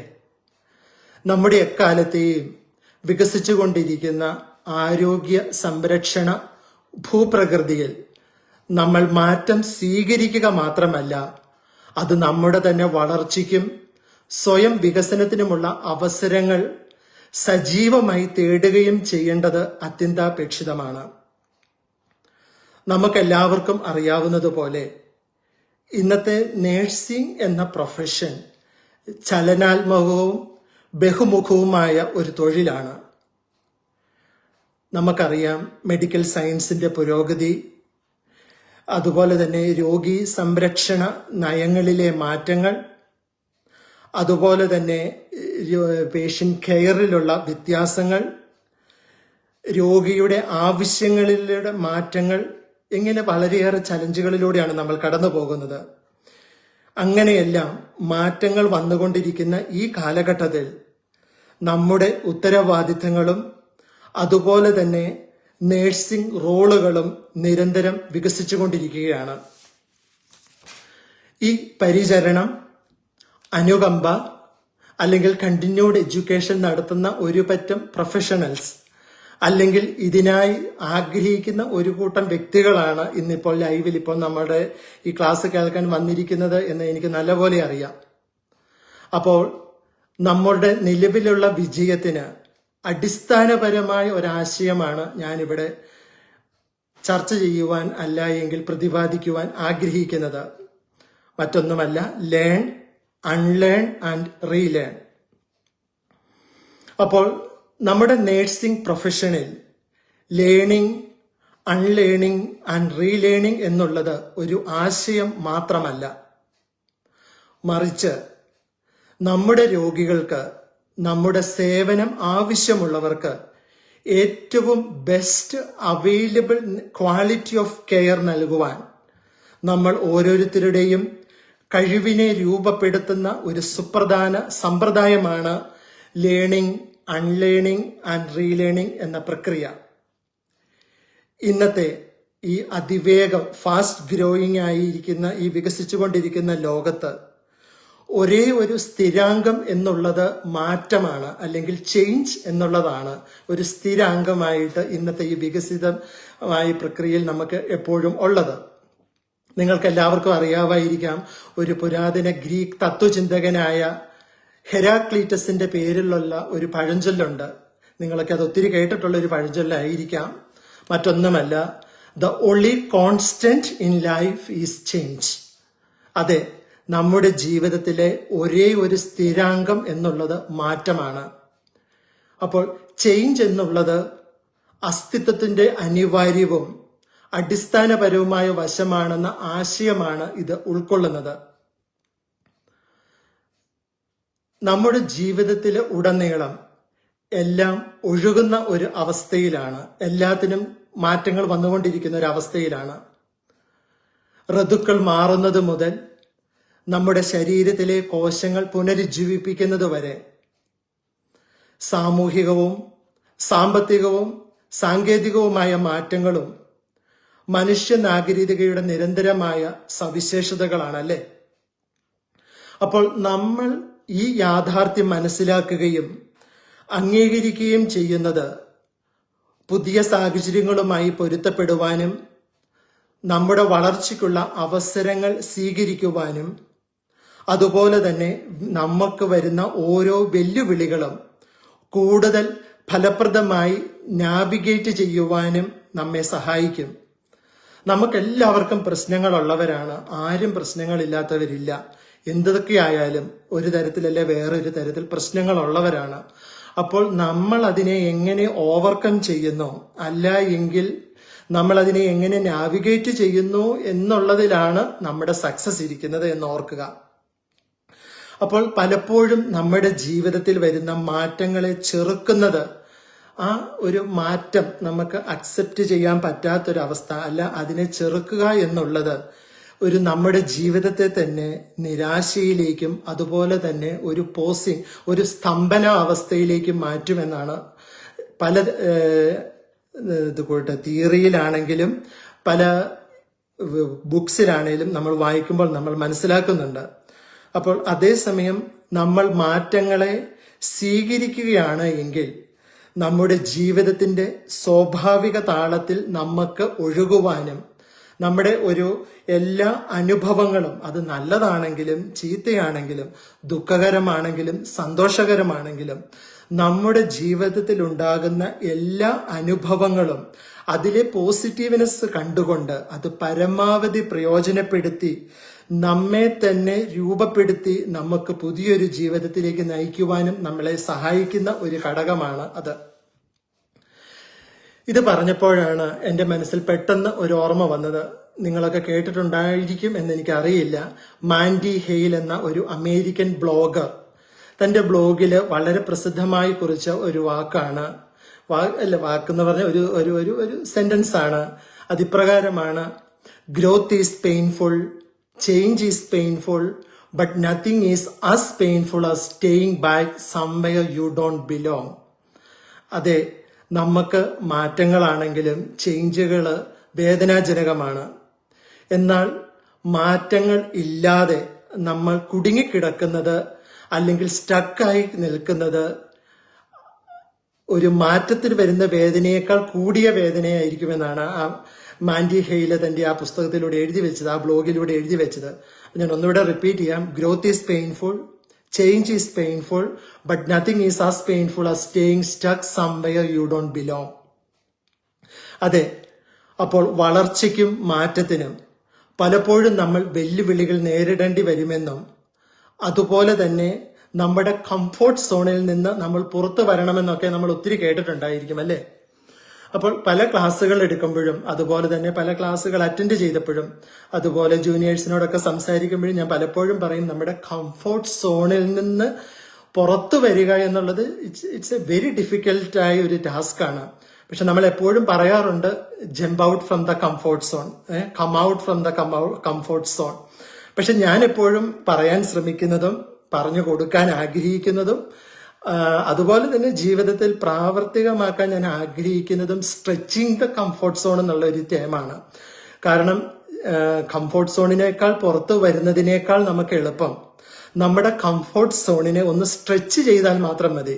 അപ്പോൾ നമുക്ക് ആ ഒരു സ്ട്രെച്ചിങ്ങിൽ തന്നെ നമുക്ക് ഒത്തിരിയേറെ അച്ചീവ് ചെയ്യാൻ സാധിക്കും. അപ്പോൾ എന്നെ കേൾക്കുന്ന നിങ്ങളോടും ഞാൻ ആവശ്യപ്പെടുന്നു, അല്ലെങ്കിൽ ആത്മാർത്ഥമായിട്ട് അപേക്ഷിക്കുകയാണ്, നിങ്ങളുടെ ഇന്നത്തെ ഒരു കംഫോർട്ട് സോണ്, ആ കംഫോർട്ട് സോണിനെ നമ്മളൊന്ന് സ്ട്രെച്ച് ചെയ്താൽ മാത്രം മതി. അപ്പൊ നമ്മളങ്ങനെ സ്ട്രെച്ച് ചെയ്ത് നമ്മൾ അതിൽ കംഫോർട്ട് ആകുന്നു, വീണ്ടും സ്ട്രെച്ച് ചെയ്യുക, അതിൽ നമ്മൾ കംഫോർട്ട് ആകുന്നു, നമുക്ക് നമ്മുടെ ഗോളുകൾ അച്ചീവ് ചെയ്യാൻ പറ്റും, നമുക്ക് എത്തിപ്പെടേണ്ടടുത്ത് എത്തിപ്പെടാൻ പറ്റും, നമുക്ക് നല്ലൊരു ഒരു ഭാവി, നല്ലൊരു ജീവിതം, ഒരു സന്തോഷകരമായ ജീവിതം നയിക്കാൻ പറ്റും. അപ്പോൾ കംഫോർട്ട് സോൺ സ്ട്രെച്ച് ചെയ്യുക. ഇനി നിങ്ങൾക്ക് കംഫോർട്ട് സോൺ ജമ്പ് ചെയ്യാനോ കം ഔട്ട് ചെയ്യാനോ കഴിവുണ്ട്, അതിൽ യാതൊരു പ്രശ്നങ്ങളുമില്ല എങ്കിൽ ഡു ഇറ്റ്. അത് നമ്മൾ ഒരിക്കലും റിഫ്യൂസ് അല്ല എങ്കിൽ നമ്മൾ ഒന്ന് സ്റ്റാർട്ട് ചെയ്യുക. നാളെ എന്ന് പറഞ്ഞ് നീട്ടിക്കൊണ്ട് പോകാതെ നമ്മുടെ കംഫോർട്ട് സോണിനെ ഒന്ന് സ്ട്രെച്ച് ചെയ്യുക. അപ്പോൾ നമ്മുടെ ഈ ആധുനിക യുഗത്തിന്റെ സങ്കീർണതകളിലൂടെ സഞ്ചരിക്കുമ്പോൾ പുതിയ സാങ്കേതിക വിദ്യകളുമായി പൊരുത്തപ്പെടുക, വിപണിയിലെ ചലനാത്മകതകൾ മാറ്റുക, അതുപോലെ നമ്മുടെ സാമൂഹിക ഭൂപ്രകൃതികൾ മാറ്റുക തുടങ്ങിയ ഒട്ടേറെ വെല്ലുവിളികൾ നാം അഭിമുഖീകരിക്കുന്നു. നമ്മുടെ ഈ ചലനാത്മക പരിതസ്ഥിതിയിൽ ലേൺ, അൺലേൺ ആൻഡ് റീലേൺ എന്ന പ്രക്രിയ, അല്ല എങ്കിൽ അതിനുള്ള കഴിവ് മുമ്പത്തേക്കാൾ അധികം നിർണായകമായി തീർന്നിരിക്കുന്ന ഒരു സാഹചര്യത്തിലൂടെയാണ് നമ്മൾ ഇന്ന് കടന്നുപോയിക്കൊണ്ടിരിക്കുന്നത്. ആൽവിൻ ടോഫ്ലർ എന്ന ഒരു പ്രസിദ്ധമായ എഴുത്തുകാരന്റെ ഒരു പ്രസിദ്ധമായ ആശയമാണ്, The illiterate of the future are not those who can't read or write, but those who cannot learn, unlearn and relearn. അപ്പോൾ ആൽവിൻ ടോഫ്ലർ തന്റെ പ്രസ്താവനയിലൂടെ പറയുന്നത്, 21ാം നൂറ്റാണ്ടിലെ അജ്ഞത എന്ന് പറയുന്നത് എഴുതാനോ വായിക്കാനോ കഴിവില്ലായ്മയല്ല, മറിച്ച് നിങ്ങൾക്ക് ലേൺ ചെയ്ത് അതിനെ അൺലേൺ ചെയ്ത് വീണ്ടും റീലേൺ ചെയ്യാൻ കഴിവില്ലാത്ത അവസ്ഥയ്ക്കാണ് അജ്ഞത അല്ലെ നിരക്ഷരത എന്നാണ് അദ്ദേഹം ആൽവിൻ ടോഫ്ലർ തന്റെ ആ ഒരു ആശയത്തിലൂടെ അല്ലെങ്കിൽ ആ പ്രമേയത്തിലൂടെ അവതരിപ്പിക്കുന്നത്. അപ്പോൾ നമുക്കും ഒരു കുറച്ച് സമയം നമുക്കൊന്ന് പെട്ടെന്ന് ചിന്തിച്ചു പോകാം. ഈ ലേൺ, അൺലേൺ ആൻഡ് റീലേൺ എന്ന ആശയത്തിൽ ഒരു പുതിയ അറിവോ വൈദഗ്ധ്യമോ നേടുക എന്ന് മാത്രമല്ല, മറിച്ച് കാലഹരണപ്പെട്ടതോ അപ്രസക്തമോ ആയ വിവരങ്ങളും വിശ്വാസങ്ങളും ആശയങ്ങളും ഉപേക്ഷിക്കേണ്ടതിന്റെ പ്രാധാന്യം ഊന്നി പറയുന്ന ഒരു ആശയത്തെ കൂടി ഈ അൺലേൺ ആൻഡ് റീലേൺ എന്ന പ്രക്രിയ സൂചിപ്പിക്കുന്നു. അപ്പോൾ നമ്മൾ മാറിക്കൊണ്ടിരിക്കുന്ന ഈ സാഹചര്യങ്ങളുമായി പൊരുത്തപ്പെടുന്നതിനും നമ്മുടെ വളർച്ച തുടരുന്നതിനും വ്യക്തികൾ പഠനത്തിലും പഠനരഹിതമായ പ്രക്രിയകളിലും ഏർപ്പെടണമെന്ന് ഇത് നമ്മളെ തിരിച്ചറിയിക്കുന്നു. അപ്പോൾ ഈ ലേൺ, അൺലേൺ ആൻഡ് റീലേൺ എന്ന പ്രക്രിയ നമ്മുടെ അനുദിന ജീവിത വളർച്ചയ്ക്ക് അത്യന്താപേക്ഷിതമാണ്. ഈ ലേൺ, അൺലേൺ ആൻഡ് റീലേൺ എന്ന 3 ആശയങ്ങൾ ഓരോന്നും എന്താണെന്നും അവ പരസ്പരം എങ്ങനെ ബന്ധപ്പെട്ടിരിക്കുന്നുവെന്നും നമുക്ക് ഒന്ന് വിചിന്തനം ചെയ്യാം. അപ്പം ലേണിങ് പഠനം അല്ലെങ്കിൽ പ്രബോധനം അല്ലെങ്കിൽ അനുഭവം എന്നിവയിലൂടെ ഒരു പുതിയ അറിവോ കഴിവുകളോ അല്ല എങ്കിൽ നമ്മുടെ മനോഭാവത്തിലോ പെരുമാറ്റത്തിലോ മികവ് നേടുന്ന ഒരു പ്രക്രിയയാണ് പഠനം, അല്ലെ? നമ്മളെല്ലാവരും ആ ഒരു പ്രക്രിയകളിലൂടെയൊക്കെ കടന്നുപോയാണ് ഇവിടം വരെ എത്തിയിരിക്കുന്നത്. അപ്പോൾ നമ്മുടെ വ്യക്തിപരമായും നമ്മുടെ തൊഴിൽപരമായും വളരാനും വികസിക്കാനും വ്യക്തികളെ പ്രാപ്തരാക്കുന്ന ഒരു ആജീവനാന്ത പ്രക്രിയയാണ് പഠനം എന്നുള്ളത്. അത് ഒരു ഔപചാരിക വിദ്യാഭ്യാസം അല്ലെങ്കിൽ അനൗപചാരിക പഠനം, അനുഭവപരമായ പഠനം, നിരീക്ഷണം, അതുപോലെ പരിശീലനം, നിർദ്ദേശം, പര്യവേക്ഷണം തുടങ്ങിയ വിവിധ പ്രക്രിയകളിലൂടെയാണ് ഇത് സംഭവിക്കുന്നത് നമ്മുടെ ഓരോ ദിവസത്തിലും അല്ലെങ്കിൽ നമ്മുടെ ഓരോ ജീവിതത്തിലും. നമ്മൾ നേഴ്സിംഗ് യാത്ര ആരംഭിക്കുന്ന നിമിഷം മുതൽ അത് ക്ലാസ് മുറിയിലായാലും ക്ലിനിക്കൽ റൊട്ടേഷനിലായാലും ആരോഗ്യ സംരക്ഷണ സൗകര്യങ്ങളുടെ ഉള്ളിലായാലും ഒരു സ്പോഞ്ച് വെള്ളം എങ്ങനെ ആഗിരണം ചെയ്യുന്നു എന്ന് പറയുന്നത് പോലെ തന്നെ നമ്മൾക്ക് കിട്ടുന്ന എല്ലാ അറിവുകളും നമ്മൾ ആഗിരണം ചെയ്യാൻ ശ്രമിക്കാറുണ്ട് അല്ലെങ്കിൽ ആഗിരണം ചെയ്തിട്ടുണ്ട്. Anatomy, physiology, pharmacology, basic nursing skills എന്നിങ്ങനെ അസംഖ്യം ഒത്തിരി വിഷയങ്ങൾ നമ്മൾ പഠിച്ചിട്ടാണ് ഇവിടം വരെ എത്തിയിരിക്കുന്നത്. അതുപോലെ തന്നെ നമ്മുടെ ഈ പഠന പ്രക്രിയയ്ക്കുള്ളിലൂടെ നമ്മൾ വിമർശനാത്മകമായ ചിന്താ കഴിവുകൾ, ആശയ വിനിമയ കഴിവുകൾ എന്നിവയും നമ്മുടെ പഠനത്തിലൂടെ നമ്മൾ വികസിപ്പിച്ചെടുത്തിട്ടുണ്ട്. എന്നിരുന്നാലും നമ്മുടെ നേഴ്സിംഗ് ഡിഗ്രി ലഭിക്കുമ്പോൾ പഠനം അവസാനിക്കുന്നില്ല. വാസ്തവത്തിൽ അത് ഒരു തുടക്കം മാത്രമായിരുന്നു, അല്ലെ? ഇന്നത്തെ അതിവേഗം വളർന്നുകൊണ്ടിരിക്കുന്ന ഈ ആരോഗ്യ പരിരക്ഷണ പരിതസ്ഥിതിയിൽ വൈദ്യപരിജ്ഞാനം അതിവേഗം വികസിച്ചുകൊണ്ടിരിക്കുന്ന ഈ കാലഘട്ടത്തിൽ ആജീവനാന്തം പഠനം ഒരു ഗുണം മാത്രമല്ല, അത് ഒരു അനിവാര്യത കൂടിയാണ്. ഏറ്റവും പുതിയ ചികിത്സാ മാർഗങ്ങൾ അല്ലെങ്കിൽ മാർഗനിർദ്ദേശങ്ങൾ വരുന്ന ഈ സാഹചര്യത്തിൽ, പുതിയ സാങ്കേതിക വിദ്യകൾ പഠിക്കുന്ന സാഹചര്യത്തിൽ, ഉയർന്നു വരുന്ന വിവിധങ്ങളായ രോഗങ്ങളെ മനസ്സിലാക്കുന്ന സാഹചര്യത്തിൽ നമ്മുടെ രോഗികൾക്ക് സാധ്യമായ ഏറ്റവും മികച്ച പരിചരണം നൽകുന്നതിന് നിലവിലുള്ള വിദ്യാഭ്യാസത്തിനും അതുപോലെ തന്നെ പ്രൊഫഷണൽ ഗ്രോത്തിനും നമ്മൾ സ്വയം പ്രതിജ്ഞാബദ്ധരായിരിക്കുക എന്നുള്ളത് ഈ പഠന പ്രക്രിയയിലൂടെ അല്ല എങ്കിൽ ഈ ലേണിംഗ് പ്രോസസ്സിലൂടെ നമ്മൾ കടന്നു പോകുമ്പോൾ നമ്മൾ ആർജവത്തോടുകൂടി നമ്മൾ സ്വീകരിക്കുന്നു. ഈ പഠിച്ച കാര്യങ്ങൾ ഇനി നമ്മൾ എങ്ങനെയാണ് അൺലേൺ ചെയ്യുന്നത്? ഇനി നമുക്ക് അൺലേണിങ്ങിനെ പറ്റി ഒന്ന് പെട്ടെന്ന് ചിന്തിക്കാം. അപ്പോൾ അൺലേണിംഗ് എന്നുള്ളത് കാലഹരണപ്പെട്ടതോ ഫലപ്രദമോ അല്ലാത്ത ആയ അറിവുകൾ അല്ലെങ്കിൽ വിശ്വാസങ്ങൾ അല്ലെങ്കിൽ ശീലങ്ങൾ, അതുമൊന്നുമല്ല എങ്കിൽ നമ്മുടെ പെരുമാറ്റങ്ങൾ എന്നിവ ഉപേക്ഷിക്കുന്ന ബോധപൂർവമായ പ്രക്രിയയാണ് അൺലേണിംഗ്. അപ്പോൾ നമുക്ക് ഇനി ഉപകാരം ഇല്ല എന്നോ അല്ല എങ്കിൽ നമ്മൾ ഇത് ഉപേക്ഷിക്കണം, ഇതാണ് നമുക്ക് നല്ലത് എന്ന് നമ്മൾ ബോധപൂർവം തീരുമാനം എടുത്ത് അത് ഉപേക്ഷിക്കുന്ന ആ പ്രക്രിയക്കാണ് അൺലേണിംഗ് എന്ന് പറയുന്നത്. അപ്പോൾ പഠിച്ച കാര്യങ്ങൾ മറന്നു പോകുന്നതല്ല, ബോധപൂർവം നമ്മൾ എടുക്കുന്ന ആ ഒരു തീരുമാനത്തിനാണ് നമ്മൾ അൺലേണിംഗ് എന്ന് പറയുന്നത്. അപ്പോൾ ഈ അൺലേണിങ്ങിലൂടെ നമ്മുടെ നിലവിലുള്ള അനുമാനങ്ങളെയും അല്ലെങ്കിൽ വീക്ഷണങ്ങളെയും വിമർശനാത്മകമായി പ്രതിഫലിപ്പിക്കുകയും നമ്മുടെ ജീവിതത്തിൽ നമ്മെ സഹായിക്കുന്നില്ല എന്ന് കാണുന്ന കാര്യങ്ങൾ അല്ല എങ്കിൽ നമുക്ക് ഉപകാരമില്ലാത്തതായി നമ്മൾ തിരിച്ചറിയുന്ന കാര്യങ്ങൾ, ആ മാനസിക മാതൃകകൾ ഉപേക്ഷിക്കാനോ മാറ്റി സ്ഥാപിക്കാനോ നമ്മൾ ആത്മാർത്ഥമായി പ്രവർത്തിക്കേണ്ടതുണ്ട്. ഈ അൺലേണിംഗ് എന്നുള്ളത് ഒട്ടും ഈസിയായ ഒരു പ്രോസസ് അല്ല, അത് ഏറ്റവും ഡിഫിക്കൽട്ടായ പ്രോസസ്സാണ്. അതായത് നമ്മൾ സ്റ്റബേണായിട്ട് നമ്മൾ കൊണ്ടു നടക്കുന്ന പല കാര്യങ്ങളും ഇനി അതിനെ കൊണ്ടൊരു ഉപകാരമില്ല, അതെന്റെ ജീവിതത്തിൽ അതിനെ കൊണ്ട് യാതൊരു യൂസുമില്ല എന്ന് തിരിച്ചറിഞ്ഞുകൊണ്ട് ബോധപൂർവം നമ്മൾ അതിനെ ഉപേക്ഷിക്കാൻ വേണ്ടി റെഡിയാകണം. അത് ചിലപ്പോൾ നമ്മൾ ഇങ്ങനെ കണ്ടിന്യൂ ചെയ്തു പോകുമ്പോൾ നമ്മൾ ഒരു പക്ഷേ നമ്മുടെ ഒരു കംഫോർട്ട് സോണിലായിരിക്കാം. ഇവിടെയാണ് ഞാൻ ആ പറഞ്ഞ കംഫോർട്ട് സോണിനെ സ്ട്രെച്ച് ചെയ്യണം, എങ്കിലേ നമ്മൾക്കത് ഉപേക്ഷിക്കുവാൻ പറ്റത്തുള്ളൂ.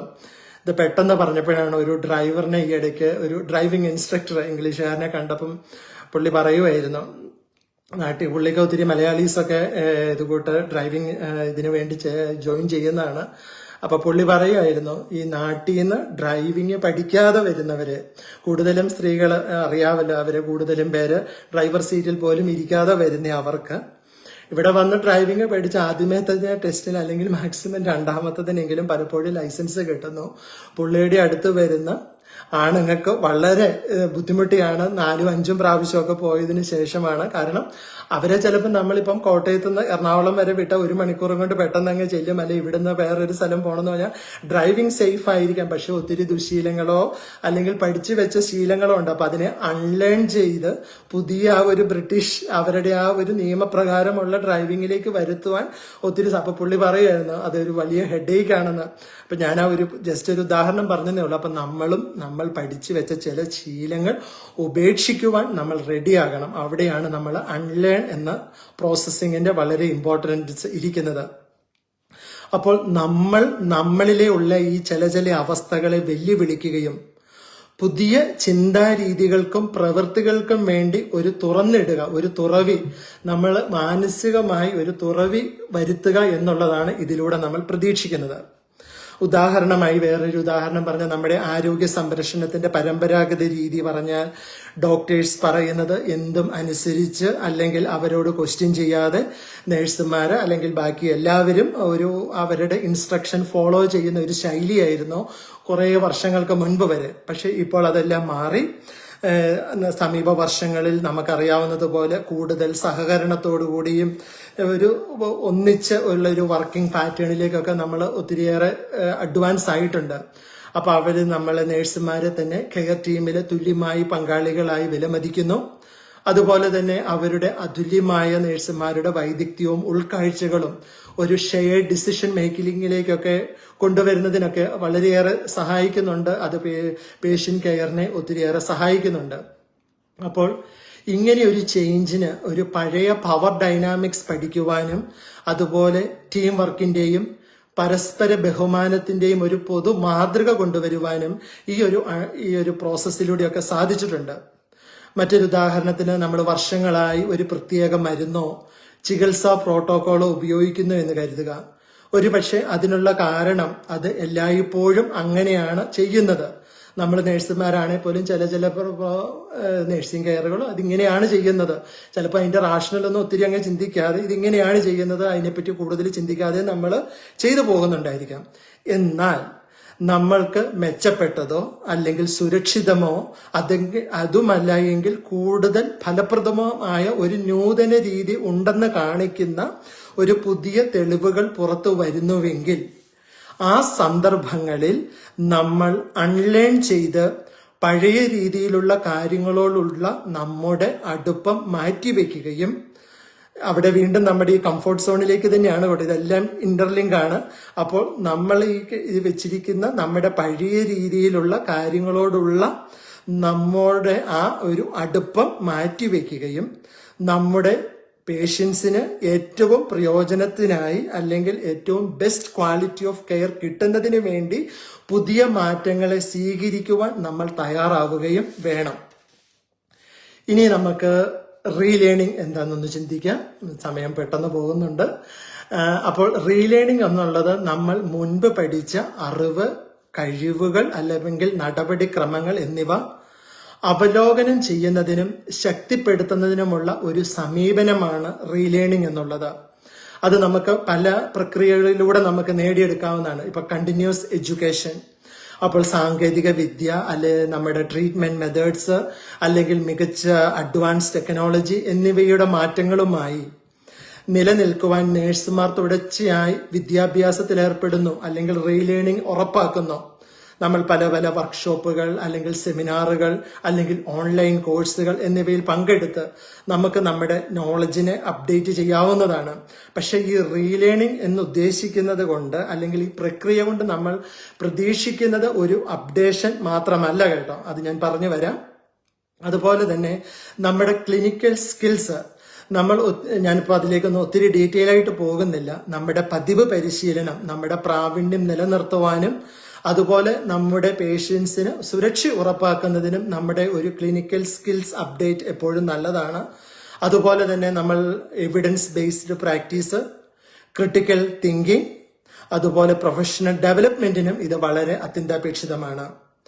അപ്പോൾ നമ്മുടെ കഴിവ് നിലനിർത്തുന്നതിനും രോഗികളുടെ സുരക്ഷ ഉറപ്പുവരുത്തുന്നതിനും നമ്മുടെ പ്രൊഫഷണൽ വളർച്ച പ്രോത്സാഹിപ്പിക്കുന്നതിനും മികവ് വികസിച്ചുകൊണ്ടിരിക്കുന്ന ഈ ആരോഗ്യ സംരക്ഷണ സംവിധാനത്തിനൊപ്പം മുന്നേറുന്നതിനും നേഴ്സിംഗിൽ റീലേണിംഗ് അത്യന്താപേക്ഷിതമാണ്. നമ്മൾ മാറ്റങ്ങളുമായി പൊരുത്തപ്പെടുവാനും പ്രതികരിക്കുവാനും കഴിയുമ്പോൾ നമ്മളുടെ തെളിവുകൾ അടിസ്ഥാനമാക്കിയുള്ളതും രോഗികളെ പേഷ്യന്റ് സെന്റേർഡ്, അതായത് രോഗികളെ കേന്ദ്രീകരിച്ചുള്ളതുമായ ഒരു പരിചരണം നൽകാൻ നമ്മളെ ഇത് പ്രാപ്തരാക്കുന്നു. റീലേണിംഗ് എന്നത് നമ്മുടെ അറിവ് അപ്ഡേറ്റ് ചെയ്യുക എന്നതിനേക്കാൾ ഉപരിയായി ലോകത്തെയും അതിൽ നമ്മുടെ സ്ഥാനത്തെയും കുറിച്ചുള്ള നമ്മുടെ ധാരണയെ അടിസ്ഥാനപരമായി പുനർനിർമ്മിക്കുന്ന ഒരു ഘടകമാണ് റീലേണിംഗ് എന്നുള്ളത്. അപ്പോൾ നമുക്ക് പരിചിതമായ ആശയങ്ങളെ പുതിയ മനോഭാവത്തോടെ സമീപിക്കുവാനും അതുപോലെ തന്നെ നമ്മുടെ അനുമാനങ്ങളെ, നമ്മൾ ഇതുവരെ കേട്ടിരുന്ന കാര്യങ്ങളെ വെല്ലുവിളിക്കുവാനും നമ്മുടെ പുതിയ ചിന്താരീതികളിലേക്കും അതുപോലെ തന്നെ ഒരു പുതിയ അസ്തിത്വത്തിലേക്കും തുറക്കുവാനും റീലേണിംഗ് നമ്മളോട് എപ്പോഴും ആവശ്യപ്പെടുന്നുണ്ട്. ശരിക്കും പറഞ്ഞാൽ നമ്മുടെ ഒരു വൈജ്ഞാനിക വൈരുദ്ധ്യത്തിന്റെ നിമിഷങ്ങളിൽ റീലേണിംഗ് പലപ്പോഴും നമ്മളിൽ ഓട്ടോമാറ്റിക് ആയിട്ടും സംഭവിക്കുന്നുണ്ട്. ചില സമയങ്ങളിലെങ്കിലും നമുക്ക് അറിയില്ലെന്ന് നമ്മൾ കരുതിയിരുന്നത് പലപ്പോഴും യാഥാർത്ഥ്യങ്ങളുമായി പൊരുത്തപ്പെട്ട് നമ്മളത് ആയിട്ട് യോജിച്ചു പോകാറുണ്ട്. ഇപ്പൊ നമ്മളൊരു ഉദാഹരണമായിട്ട് പറഞ്ഞാൽ, വിട്ടുമാറാത്ത അവസ്ഥകളുള്ള രോഗികൾക്ക് പ്രാഥമികമായി ചില മരുന്നുകൾ മാത്രം നൽകി ചികിത്സിക്കുന്ന ഒരു രീതി പണ്ടുകാലം മുതലേ നമുക്കുണ്ട്. എന്നാൽ ഈ പുതിയ പുതിയ കാലഘട്ടങ്ങളിൽ വികസിച്ചുകൊണ്ടിരിക്കുന്ന ഈ സമയങ്ങളിൽ രോഗിയുടെ ജീവിതശൈലിയിൽ വരുത്തുന്ന മാറ്റങ്ങൾ അല്ലെങ്കിൽ അവരുടെ ഭക്ഷണക്രമത്തിലെ മാറ്റങ്ങൾ, അതുപോലെ തന്നെ അതോടൊപ്പം അവർക്ക് എക്സസൈസ്, അവരുടെ ലൈഫ് സ്റ്റൈല്, അതോടൊപ്പം തന്നെ കൊടുക്കുന്ന ചെറിയ ചെറിയ ചികിത്സകളും എന്നിവ രോഗിയുടെ എപ്പോഴും ഒരു റിസൾട്ടിന്, ഒരു സമഗ്രമായ ഇങ്ങനെ ഒരു സമീപനത്തിലൂടെ രോഗികൾ കൂടുതൽ ഇംപ്രൂവ്മെന്റ്സ് കാണിക്കുന്നു എന്ന് പല സ്റ്റഡീസും ഡിക്ലെയർ ചെയ്തിരിക്കുന്ന ഒരു കാര്യമാണ്. അപ്പോൾ നമ്മുടെ ഈ പഠനങ്ങൾ ആരോഗ്യ സംരക്ഷണത്തെക്കുറിച്ചുള്ള നമ്മുടെ പരമ്പരാഗത ധാരണയെ വെല്ലുവിളിക്കുകയും കൂടുതൽ സമഗ്രവും പേഷ്യന്റ് സെന്റേർഡുമായ ഒരു മാതൃക സ്വീകരിച്ച് രോഗികളെ നമ്മൾ ട്രീറ്റ് ചെയ്യുന്നതിനുള്ള നമ്മുടെ സമീപനത്തിന് ഈ റീലേണിംഗ് നമ്മളെ കൂടുതലായി പ്രേരിപ്പിക്കുന്നുണ്ട്. അത് നമ്മളോട് റീലേണിംഗ് ആവശ്യപ്പെടുന്നുണ്ട്. അപ്പോൾ നമ്മളിലെ വ്യത്യാസങ്ങൾ വരുത്തുവാൻ വേണ്ടി. അപ്പോൾ നമ്മുടെ തന്നെ വിജയകരമായ ഒരു കുറിക്കുന്നതിന്, അല്ല എങ്കിൽ ആ ഒരു പുനരാരംഭത്തിന് നമ്മുടെ വിജയത്തിന്റെ താക്കോൽ എന്നുള്ളത് നമ്മളിൽ തന്നെ ഒരു വളർച്ച മനോഭാവം സ്വീകരിക്കുക എന്നുള്ളതാണ്. അത് നമ്മളിൽ തന്നെ വരേണ്ട ഒരു ചിന്തയാണ് ആ വളർച്ച മനോഭാവം. ഇവിടെയാണ് ഞാൻ ആദ്യം ടച്ച് ചെയ്ത നമ്മുടെ ആ സെൽഫ് കമ്പാഷൻ പോയിന്റിലേക്ക് നമ്മൾ ഇതെല്ലാവർക്കും റീകണക്റ്റ് ആയി ഇന്റർലിങ്ക് ആയി വരുന്നുണ്ടെന്ന് ഞാൻ പ്രതീക്ഷിക്കുന്നു. എനിക്ക് ആരുടെയും ഫേസ് കാണാൻ പറ്റത്തില്ല, ഇതൊരു ക്ലാസ് മുറിയല്ല, എങ്കിലും നിങ്ങൾ എന്നെ ഫോളോ ചെയ്യുന്നു എന്ന് ഞാൻ പ്രതീക്ഷിക്കുന്നു. അപ്പോൾ നമ്മുടെ കഴിവുകളും ബുദ്ധിയും അർപ്പണ മനോഭാവത്തിലൂടെ അതുപോലെ തന്നെ നമ്മുടെ കഠിനാധ്വാനത്തിലൂടെയും വികസിപ്പിക്കുവാൻ കഴിയുമെന്ന ഒരു വിശ്വാസം, ആ വിശ്വാസമാണ് നമ്മുടെ വളർച്ച ചിന്താഗതിക്ക് ആധാരം. അപ്പോൾ നമ്മുടെ ജീവിതത്തിൽ വെല്ലുവിളികൾ സ്വീകരിക്കുക, തിരിച്ചടികൾ നേരിട്ടാലും തുടരുക, പരാജയത്തെ വിജയത്തിലേക്കുള്ള ഒരു ചവിട്ടുപടിയായി കാണുക, ഇങ്ങനെ നമ്മുടെ വളർച്ച ചിന്താഗതിയോടെ നമ്മൾ നേടുന്ന ഓരോ പുതിയ അറിവും നമ്മുടെ ലക്ഷ്യത്തിലേക്ക് നമ്മളെ ഒരു പടി കൂടി അടുപ്പിക്കുന്നു എന്ന് നമ്മൾ തിരിച്ചറിയണം. ഈ കഴിഞ്ഞ ഇടയ്ക്ക് ഒരു വേൾഡ് എക്കണോമിക്സ് ഫോറം നടത്തിയ ഒരു പഠനത്തിൽ പല ജോലികൾക്കും ആവശ്യമായ കഴിവുകൾ അതിവേഗം മാറിക്കൊണ്ടിരിക്കുന്നുവെന്നും 2025 കൂടി എല്ലാ ജീവനക്കാരിലും ഏതാണ്ട് 50% റീസ്കില്ലിംഗ് ആവശ്യമായി വരുമെന്നും ആ റിസർച്ച് ഡിക്ലെയർ ചെയ്തിട്ടുണ്ട്. അതുപോലെ തന്നെ മറ്റൊരു റിസർച്ച് പ്യൂ റിസർച്ച് സെന്റർ നടത്തിയ മറ്റൊരു പഠനത്തിൽ 87% തൊഴിലാളികളിലും നമ്മുടെ ജോലിസ്ഥലത്തെ മാറ്റങ്ങൾ നിലനിർത്താൻ തങ്ങളുടെ കരിയറിൽ തന്നെ ഉടനീളം പുതിയ കഴിവുകൾ പഠിക്കേണ്ടതുണ്ട് എന്ന് ആ റിസർച്ച് വെളിപ്പെടുത്തുന്നുണ്ട്. അപ്പോൾ ഇതെല്ലാം നമ്മളോട് ആവശ്യപ്പെടുന്നത് നമ്മളിൽ തന്നെ ഒരു അൺലേൺ ചെയ്ത് റീലേൺ ചെയ്യേണ്ട ആവശ്യകതകളെ പറ്റിയാണ്. അപ്പോൾ നമ്മുടെ ഈ ലേണിംഗ്, അൺലേണിംഗ് ആൻഡ് റീലേണിംഗ് കഴിവ് അത് ഒരു നൈപുണ്യം മാത്രമല്ല, അത് ഒരു മാനസിക അവസ്ഥയാണ്. അപ്പോൾ നമ്മൾ മാറ്റം സ്വീകരിക്കുവാനും അനുമാനങ്ങളെ വെല്ലുവിളിക്കുവാനും നമ്മളിലെ തന്നെ മികവിനായി നമ്മൾ തുടർച്ചയായി പരിശ്രമിക്കുവാനും നമ്മെ പ്രാപ്തരാക്കുന്ന ഒരു മാനസിക അവസ്ഥയാണ് ഈ ഒരു അൺലേണിംഗ് റീലേണിംഗ് എന്ന പ്രോസസ്സ്. അപ്പോൾ ഈ നമ്മുടെ ഈ ലേണിംഗ്, അൺലേണിംഗ് ആൻഡ് റീലേണിംഗ് എന്നുള്ള ഇത് ഒരു പ്രൊഫഷണൽ ബാധ്യത എന്ന് മാത്രം കരുതാതെ അത് നമ്മുടെ ഒരു ധാർമ്മിക അനിവാര്യത കൂടിയാണ് എന്ന് നമ്മളൊന്ന് മനസ്സിലാക്കുക. അപ്പോൾ നമ്മുടെ നിലവിലെ അവസ്ഥയിൽ നിന്ന് മാറിക്കൊണ്ട് തുടർച്ചയായ മെച്ചപ്പെടുത്തലിനും വളർച്ചയ്ക്കും വേണ്ടി പരിശ്രമിച്ചുകൊണ്ട് നമ്മുടെ കംഫോർട്ട് സോണിനെ ഞാൻ പറഞ്ഞതുപോലെ ചെറുതായിട്ടെങ്കിലും ഒന്ന് സ്ട്രെച്ച് ചെയ്തുകൊണ്ട് കൂടുതൽ വിജയങ്ങൾ കൈവരിക്കുവാൻ ഇത് നമ്മളെ പ്രാപ്തരാക്കും എന്നുകൂടി ഞാൻ ഓർമ്മപ്പെടുത്തുന്നു. അപ്പോൾ ഇതാണ് ഒരു ടോപ്പിക്കിന്റെ ഒരു കുറച്ച് കാര്യങ്ങൾ ഞാൻ ടച്ച് ചെയ്ത് പോകാൻ ആഗ്രഹിക്കുന്നത്. വളരെ ഷോർട്ടായാണ്, വളരെ സിമ്പിളായിട്ട് പറഞ്ഞു എന്ന് ഞാൻ വിശ്വസിക്കുന്നു. അപ്പോൾ ഞാൻ ഇനി 1-2 ഒരു ഉദാഹരണങ്ങളൂടെ പറഞ്ഞ് ഇത് നിർത്താനാണ് ആഗ്രഹിക്കുന്നത്. അപ്പോൾ എൻ്റെ തന്നെ ജീവിതത്തിൽ സംഭവിച്ച, എൻ്റെ തന്നെ ചിന്താഗതികളിൽ ഞാൻ വരുത്തിയ ഒരു ചിന്തകളിൽ ഒരു വ്യത്യാസം വരുത്തിയത്, അതൊക്കെ പറയുമ്പോൾ കുറച്ചുകൂടെ മനസ്സിലാകുമെന്ന് ഞാൻ പ്രതീക്ഷിക്കുന്നു. നമുക്കെല്ലാവർക്കും അറിയാവുന്നതുപോലെ ഒക്കെ 2001 അല്ലെ 2000 ആ സമയത്തൊക്കെ ഇവിടെ വന്നപ്പം നമ്മളൊന്നും ഇപ്പം പേഷ്യൻ്റൊക്കെ സംസാരിക്കേണ്ട ഒരു ആവശ്യമൊക്കെ വരുവാണെങ്കിൽ മാക്സിമം നമ്മൾ അതിനെയൊക്കെ തട്ടിയും മുട്ടിയൊക്കെ വിടും. കാരണം ഇംഗ്ലീഷ് അറിയത്തില്ല. ഈ ഈസും വാസും ഒക്കെ കൂട്ടി എന്തുമാത്രം സംസാരിക്കുന്നത്. അപ്പം പേഷ്യന്റിനെ കംഫോർട്ട് ആക്കാൻ വേണ്ടി ചിലപ്പം നമ്മൾ മിണ്ടാതെ അവരൊന്ന് റെസ്റ്റ് ചെയ്തോട്ടെ, റിലാക്സ് ചെയ്തോട്ടെ. അപ്പം അങ്ങനെ ആ ഒരു രീതിയിൽ, കാരണം നമുക്ക് സംസാരിക്കാൻ താല്പര്യമില്ല, അറിയത്തില്ല, അതുകൊണ്ടൊക്കെയാണ് നമ്മൾ അങ്ങനെ നിൽക്കുന്നത്. എങ്കിലും ചില പേഷ്യൻ്റൊക്കെ നമ്മളോട് സംസാരിക്കുമല്ലോ. അപ്പം നമുക്ക് അവോയ്ഡ് ചെയ്യാൻ മേലാത്ത പല സാഹചര്യങ്ങളിലൂടെയും കടന്നു പോകും. അപ്പോൾ ഒരു പ്രാവശ്യം ഒരു പേഷ്യൻ്റ് ഇങ്ങനെ സംസാരിച്ചു. അപ്പോൾ എന്നോട് ഇങ്ങനെ ചോദിച്ചു, ഓക്കെ നിങ്ങൾ ഇങ്ങനെ, അത് 2001 അതെ. അപ്പം നാട്ടിൽ നിന്നൊക്കെ ഇങ്ങനെ വന്നതല്ലേ, അപ്പം എങ്ങനെയുണ്ട് ഇംഗ്ലണ്ടിലെ കാര്യങ്ങൾ. അപ്പം എല്ലാവരും പറയുന്നത് പോലെ ഞാനും വളരെ ഒത്തിരി വാചാലനായിട്ട് പറഞ്ഞു, ഞങ്ങളുടെ നാട് ഭയങ്കര സുന്ദരമാണ്. ഇതൊന്നും ഞാനൊരു ഡിബേറ്റിന് വേണ്ടി പറയുമല്ല കേട്ടോ, എങ്കിലും നിങ്ങൾക്ക് ചിന്തിക്കാൻ വേണ്ടി ഇട്ട് തരുന്നതേ ഉള്ളൂ. അപ്പം ഞാൻ പറഞ്ഞു, ഞങ്ങളുടെയൊക്കെ നാട്ടില് ഇപ്പം തണുപ്പ് ഇത്രയൊന്നും ഇല്ല, ചൂട് അത്യാവശ്യം ഉണ്ടെങ്കിലും നമുക്കൊക്കെ അഡ്ജസ്റ്റ് ചെയ്ത് പോകാൻ പറ്റുന്നു. പക്ഷേ എപ്പോഴും 6:30 ആകുമ്പോൾ നേരം വെളുക്കുന്നു. അതുപോലെ തന്നെ വൈകുന്നേരം 6 അല്ലെ 7 ആകുമ്പം രാത്രിയാകുന്നു. ഇവിടെ എന്താ ചില മാസങ്ങളിൽ 10 മണി വരെ ഇരുട്ട്, ഉച്ചയ്ക്ക് 2:30 ആകുമ്പോൾ വീണ്ടും ഇരുട്ടാകുന്നു. ഇതൊന്നും അങ്ങ് കോപ്പപ്പ് ചെയ്യാൻ പറ്റുന്നില്ല. അല്ലെങ്കിൽ എന്താ ഒരു ഇഷ്ടമില്ലാത്ത രീതിയിലാണ് ഞാനത് അവതരിപ്പിച്ചത്. എനിവേ, അപ്പം പുള്ളിക്കാരൻ എന്നോട് ചോദിച്ചു, പുള്ളിക്കാരൻ ഒരു വലിയൊരു പ്രൊഫസറാണ്, എനിക്കത് അറിയില്ലായിരുന്നു, അത് കഴിഞ്ഞാണ് മനസ്സിലായത്. അപ്പൊ പുള്ളിക്കാരൻ പറഞ്ഞു, അത് ഒരു ബോറിംഗ് ലൈഫല്ലേ എന്ന്. നമ്മുടെ നാട്ടിലെ ഈ എന്നും 6:30 ആകുമ്പോൾ നേരം വെളുക്കുന്നു, അതുപോലെ 6:30 ആകുമ്പോൾ രാത്രിയാകുന്നു. അല്ലെങ്കിൽ ഈ 2 കാലങ്ങൾ നമുക്കെല്ലാം ഒന്നും ഇല്ലല്ലോ, വേനൽക്കാലം അല്ലെ മഴക്കാലം, അല്ലെങ്കിൽ വല്ലപ്പോഴും ഒരു കുറച്ച് സമയം അല്ലെ ആഴ്ചയിൽ ഒരു തണുപ്പ് അല്ലെ ശീതകാലം, അങ്ങനെ ഒരു ഇതിലേക്ക് മാത്രം. അപ്പം ഇവിടെയാണെങ്കിൽ പുള്ളി പറയുമായിരുന്നു, നമുക്ക് വിന്റർ, സമ്മർ, ഓട്ടം, സ്പ്രിങ്, ഇങ്ങനെ എല്ലാ കാലാവസ്ഥകളിലൂടെ അല്ലേ നിങ്ങൾ കടന്നു പോകുന്നത്. അതുപോലെ തന്നെ 3 അല്ലെ 4 മാസം കഴിയുമ്പോൾ നമുക്ക് ഈ രാത്രി പകല് അത് മാറി വരുന്നു, അല്ലെങ്കിൽ എല്ലാ ക്ലൈമറ്റ്. അപ്പം എന്തെങ്കിലുമൊക്കെ നോക്കിയിരിക്കാൻ നമുക്ക് ഒരു ഒരു ഒരു ഹോപ്പ്. 3 മാസം കഴിയുമ്പോൾ നമ്മുടെ ഡ്രസ്സ് സിസ്റ്റം മാറുന്നു, അതായത് ജാക്കറ്റ് ഊരി നടക്കാം, അല്ലെങ്കിൽ അങ്ങനെ നമ്മൾ അപ്പോൾ എന്തെങ്കിലുമൊക്കെ ഒരു പ്രതീക്ഷ, ഒരു ഹോപ്പ് ഉണ്ടല്ലോ ഇവിടെ.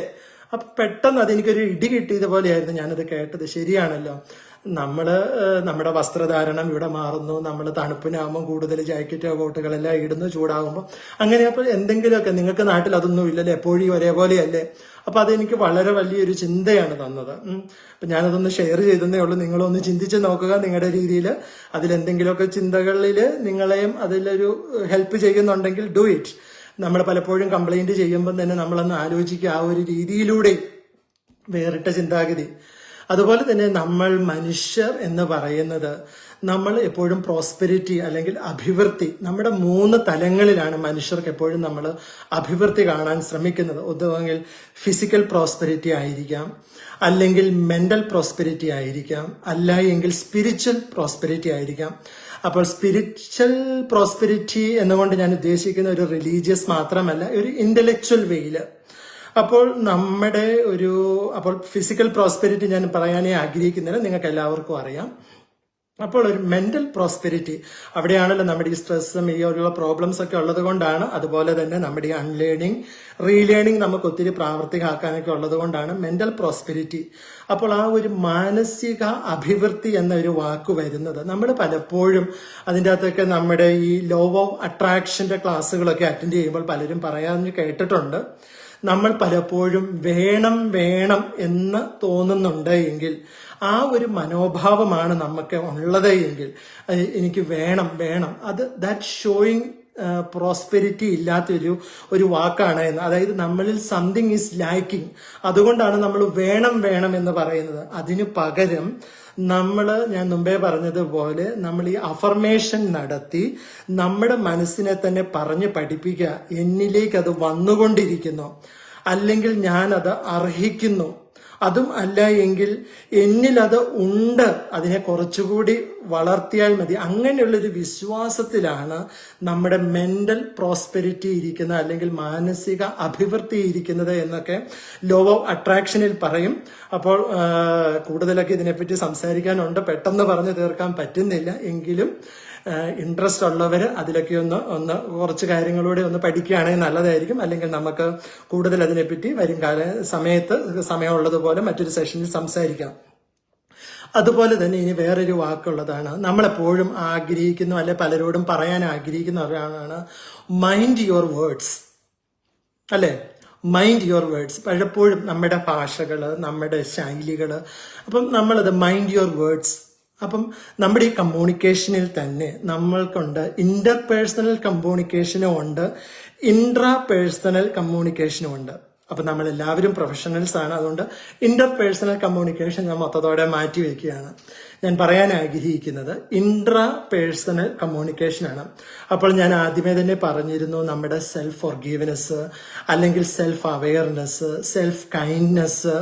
അപ്പം അതിൻ്റെ അകത്ത് നമ്മുടെ അപ്പോൾ നമ്മളുടെ ഇൻട്രാ പേഴ്സണൽ നമ്മുടെ കമ്മ്യൂണിക്കേഷൻ, അപ്പം നമ്മുടെ വിചാരത്തിലെ കൺട്രോൾ ഇല്ല, അല്ലെങ്കിൽ നമ്മുടെ ഭാഷയിൽ കൺട്രോൾ ഇല്ല.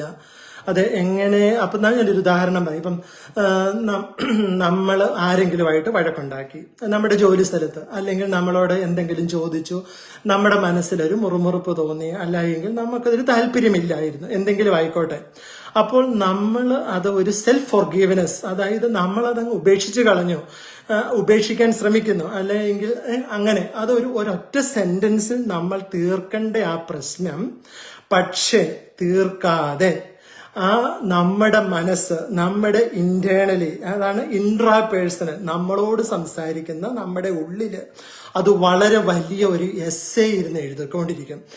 എന്നാലും അവരങ്ങനെ ചെയ്തില്ലേ, എന്നാലും അത് പറഞ്ഞില്ലേ, ഞാനത് പറയേണ്ടതായിരുന്നില്ല, ഞാനത് അങ്ങനെ നമ്മുടെ മനസ്സിൽ ഇതിങ്ങനെ വലിയൊരു എസ്സേ എഴുതിക്കൊണ്ടിരിക്കും. അപ്പോൾ ഞാൻ ആ പറയുന്ന കോൺസെപ്റ്റ് മനസ്സിലാവുന്നുണ്ടെന്ന് ഞാൻ പ്രതീക്ഷിക്കുന്നു. ആരെങ്കിലും നമ്മളോട് പറഞ്ഞു, നമ്മളത് ഒഴിവാക്കി വിട്ടു, പ്രശ്നം അവിടെ തീർത്ത പ്രശ്നം, നമ്മൾ ഫോർഗീവ്നെസ് ചെയ്യാതെ നമ്മുടെ മനസ്സിൽ വീണ്ടും നമ്മുടെ മനസ്സ് അവിടെ ഇരുന്ന് എസ് എഴുതുന്ന ഒരു അവസ്ഥ. ആ എസ് ഇങ്ങനെ എഴുതിക്കൊണ്ടിരിക്കുകയാണ്, നമ്മൾ അറിയാതെ, നമ്മൾ അതിനെ അനുവദിച്ചുകൊണ്ടിരിക്കുകയാണ്. അപ്പോൾ അങ്ങനെ അനുവദിക്കുന്ന സമയത്ത്, നമ്മൾ കിടന്നുറങ്ങുന്ന സമയത്തോ നമ്മൾ തന്നെ ഇരിക്കുന്ന സമയത്തോ ഈ എസ് വീണ്ടും നമ്മുടെ ബ്രെയിനെ ഇത് ചെയ്യിപ്പിച്ച് നമ്മളിലേക്ക് വീണ്ടും അത് ഈ ഒരു എക്സ്ട്രാ ക്രിയേറ്റിവിറ്റി നടത്തുകയാണ്. അപ്പോൾ അവിടെയാണ് നമ്മൾ ഈ ഫൊർഗീവ്നെസ് എന്ന ആ ഒരു സെൽഫ് കമ്പാഷൻ വളരെ ഇമ്പോർട്ടൻ്റ് ആയി വരുന്നത്. അപ്പോൾ നമുക്ക് അത് വളർത്തിയെടുക്കുക. നമ്മൾ ഉപേക്ഷിച്ച് അല്ലെങ്കിൽ നമ്മളൊരു പ്രശ്നം തീർത്തു എങ്കിൽ, പലപ്പോഴും ചില മാനേജർമാരൊക്കെ പറയാറുണ്ട്, നമ്മൾ യൂണിഫോം ഊരിയിടുമ്പോൾ പലതും അവിടെ ഊരിയിട്ടിട്ട് പോകണം, അത് വീണ്ടും വഹിച്ചുകൊണ്ട് പോകരുത്. അവിടെയൊക്കെയാണ് നമുക്ക് കൂടുതലും സ്ട്രെസ്സുകളും അല്ലെങ്കിൽ ഇതൊക്കെ നമ്മൾ വീട്ടിലേക്ക് കൊണ്ടുവന്ന് അവിടെയൊക്കെ പ്രോബ്ലംസ് ഒക്കെ ഉണ്ടാകുന്നു ഒക്കെ. അപ്പം അത് സെൽഫ് ഫൊർഗീവ്നെസ് വളരെ ഇമ്പോർട്ടൻ്റ് ആയ ഒരു കാര്യമാണ്. പിന്നെ മറ്റൊരു പോയിന്റ് ആണ് ഡെയിലി റിസോൾവിങ് എന്ന് പറഞ്ഞാൽ എന്താ? സൊല്യൂഷൻ കണ്ടെത്തി ഒരു സൊല്യൂഷൻ ഓറിയന്റോട് കൂടി ഡെയിലി റിസോൾവിങ്. അതിന് നമ്മൾ അവിടെയാണ് ഞാൻ മുമ്പേ പറഞ്ഞ നമ്മുടെ 0 അവർ. അപ്പൊ നമ്മുടെ ജീവിതത്തിൽ തന്നെ ഒരു 0 മിനിറ്റ് എങ്കിലും അല്ലെ 0 സെക്കൻഡ്സ് എങ്കിലും നമ്മൾ കണ്ടെത്തി ഒരു ഡെയിലി റിസോൾവിങ് ഒരു മെക്കാനിസം ആയിട്ട് തന്നെ നമ്മുടെ ജീവിതത്തിൽ തുറന്നിടുക. നിങ്ങൾക്ക് എല്ലാവർക്കും അറിയാമല്ലോ, നമ്മൾക്ക് നിറഞ്ഞിരിക്കുന്ന ഗ്ലാസ്സിലേക്ക് കൂടുതൽ വെള്ളം ഒഴിക്കാനൊന്നും പറ്റത്തില്ല, അല്ലേ? അപ്പൊ നമ്മുടെ ക്ലാസ് ചില സമയത്തൊക്കെ നമ്മൾ എൻഡ് ചെയ്യണം. അവിടെയാണ് നമ്മുടെ അൺലേണിംഗ് എന്ന ആ പ്രോസസ്സ് നമുക്ക് വരുന്നത്. എങ്കിലേ നമുക്ക് പുതിയത് ഒഴിക്കാൻ പറ്റുള്ളൂ. ഇപ്പൊ നമ്മുടെ വാട്സാപ്പിലാണെങ്കിലും നമുക്കെല്ലാം ഇപ്പൊ ഡിലീറ്റ് ചെയ്യാനുള്ള ഓപ്ഷൻസ് ഉണ്ടല്ലേ.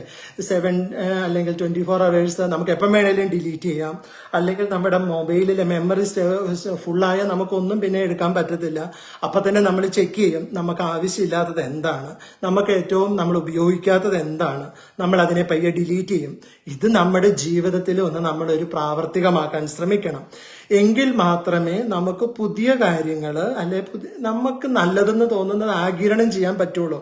അല്ല എങ്കിൽ നമ്മൾ ഫുള്ള് ഇതായിട്ടിരുന്നാൽ നമുക്ക് ഒന്നും ചെയ്യാൻ പറ്റത്തില്ല.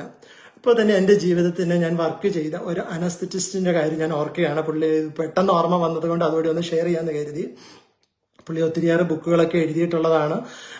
നല്ല നോളജ് ഉള്ള ഒരു ഡോക്ടറാണ്. പക്ഷെ ഭയങ്കരം ചില്ലൗട്ടാണ്. എത്ര എമർജൻസി വന്നാലും എങ്ങനെ വന്നാലും പുള്ളിയുടെ സംസാരത്തിലാണേലും എല്ലാത്തിലും ഭയങ്കര ഒരു ചില്ലൗട്ട് മെന്റാലിറ്റിയാണ്.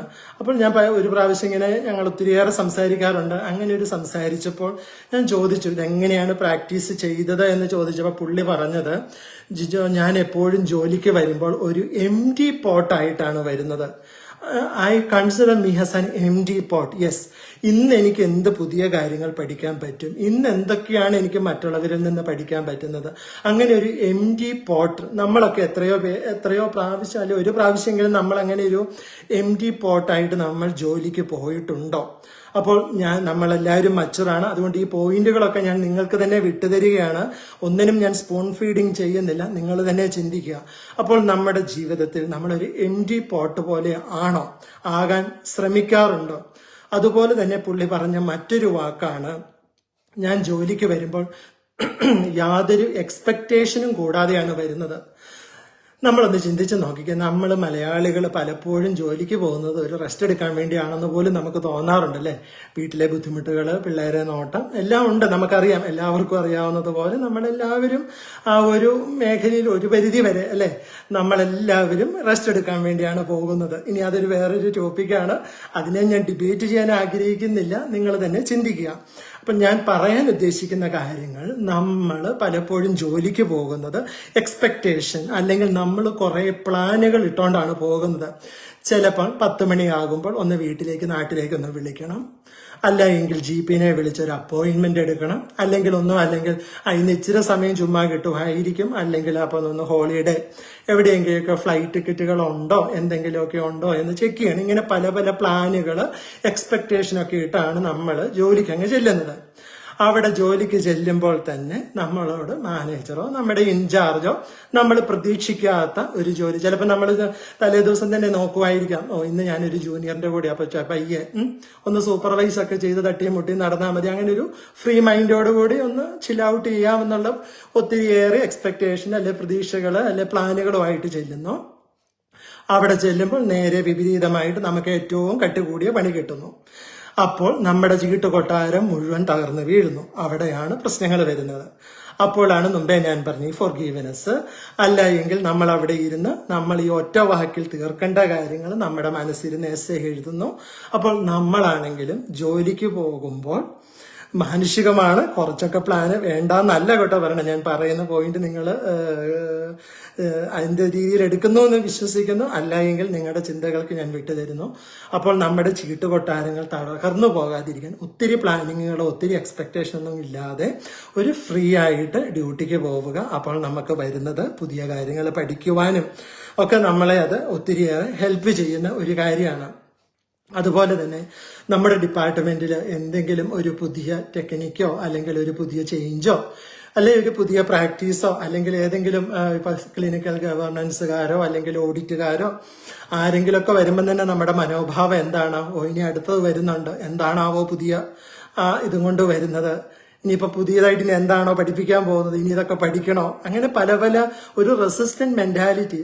പക്ഷെ നമ്മൾ ആരെങ്കിലും ഇപ്പൊ മാനേജർമാരൊക്കെ ചിന്തിക്കുമായിരിക്കാം എനിക്ക് ഇങ്ങനത്തെ കുറച്ച് സ്റ്റാഫൊക്കെ കിട്ടുവാണെങ്കിൽ വളരെ ഒരു ഉപകാരമായിരുന്നത്. എങ്കിലും നമ്മുടെ ആ ഒരു ചിന്താഗതി അപ്പൊ നിങ്ങൾ തന്നെ ചിന്തിക്കുക, എന്നിൽ എന്തെങ്കിലും അൺലേൺ ചെയ്ത് ഞാൻ റീലേൺ ചെയ്യാനുണ്ടോ?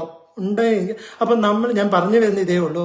അപ്പൊ ഇങ്ങനെ എന്തെങ്കിലുമൊക്കെ ചിന്തകളോ എന്തെങ്കിലുമൊക്കെ നമുക്ക് പുതിയൊരു ടെക്നിക്കോ ഇപ്പൊ നമ്മൾ പുതിയ ടെക്നോളജി, അതായത് നമ്മുടെ മെഡിക്കൽ റെക്കോർഡ്സ് മൊത്തം നമുക്ക് പേപ്പർലെസ് ഹോസ്പിറ്റൽ, ഇപ്പൊ ഞങ്ങളൊക്കെ കേംബ്രിഡ്ജ് യൂണിവേഴ്സിറ്റി 2011-12 അത് വന്ന ഒരു സംഭവമാണ്.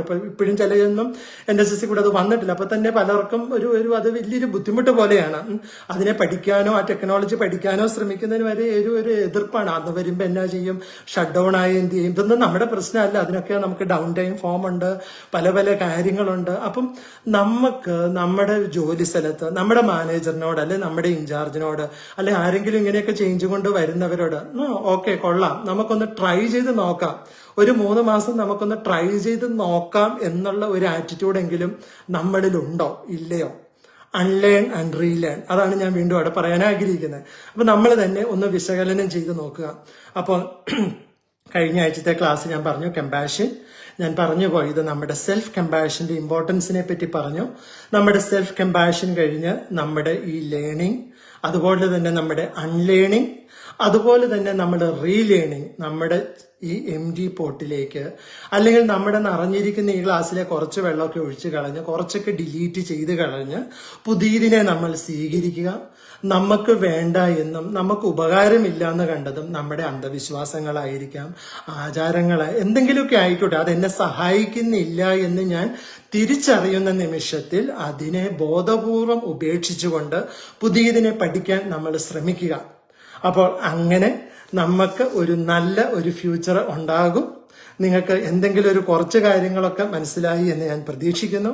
അപ്പോൾ ഞാൻ ഇതിന്റെ ഒരു ചുരുക്കത്തിൽ ഞാൻ പറയാൻ ആഗ്രഹിക്കുന്ന ഒരേ ഒരു കാര്യം മാത്രമേ ഉള്ളൂ. നമ്മൾ ജീവിക്കാൻ അനുവദിക്കുക, അതുപോലെ തന്നെ വളരുക, വളരാൻ അനുവദിക്കുക. അത് പറഞ്ഞപ്പോൾ ഞാൻ വളരെ ഒരു ചെറിയ ഉദാഹരണം കൂടി പറഞ്ഞുകൊണ്ട് ഈ ടോപ്പിക്ക് നിർത്താം. സമയം 9:10 എന്നോട് ജോബി പറഞ്ഞിരുന്നത് 1 മണിക്കൂർ 1.5 മണിക്കൂർ എന്ന് പറഞ്ഞെങ്കിലും ഞാൻ അതിനു മുമ്പ് നിർത്താമെന്നാണ് പ്രതീക്ഷിച്ചത്. അപ്പോൾ നിങ്ങൾ എല്ലാവരും ഇപ്പൊ കടന്നു പോകുന്ന അല്ലെ എന്റെ ആണെങ്കിലും ഇപ്പൊ മാനേജ്മെന്റിലൊക്കെ എപ്പോഴും എല്ലാ ദിവസവും തന്നെ 1 മണിക്കൂർ ഓപ്പൺ ഡോർ പോളിസി ഉണ്ട്. അപ്പോൾ പല സ്റ്റാഫുകളും വന്ന് സംസാരിക്കാറുണ്ട്. അല്ലെങ്കിൽ കോഫി റൂമിലാണെങ്കിലും ഞാൻ എല്ലാ സ്റ്റാഫും ഇരിക്കുന്ന കോഫി റൂമിലാണ് ബ്രേക്കിന് പോകാറുള്ളത്. അപ്പോൾ കൂടുതൽ ആൾക്കാരുമായിട്ട് മിങ്കിൾ ചെയ്യാനൊക്കെ സാധിക്കുന്നുണ്ട്.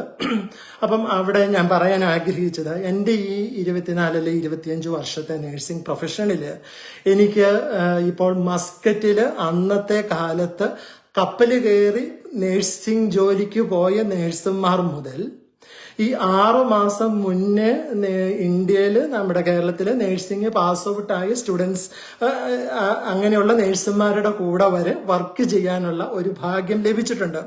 അപ്പം അവരുടെ ചിന്താരീതികളിലെ വ്യത്യാസം നിങ്ങൾക്ക് മനസ്സിലാകുന്നുണ്ട്. അപ്പം വളരെ വലിയ ഗ്യാപ്പുകൾ ഉണ്ടല്ലോ അല്ലെ, ഞാൻ അതിനെപ്പറ്റി ഒന്നും ഒത്തിരിയേറെ അതെന്ത് എക്സ്പ്ലെയിൻ ചെയ്യുന്നില്ല. എനിവേ അങ്ങനെ ഒരു 2 വിഭാഗത്തിലുള്ള അപ്പം ചിലവരൊക്കെ ഇപ്പം പുതിയതായിട്ട് പാസ് ഔട്ട് ആയ സ്റ്റുഡൻസ് ഒക്കെ സ്റ്റുഡൻസ് അല്ല ന്യൂലി ക്വാളിഫൈഡ് നേഴ്സസ്.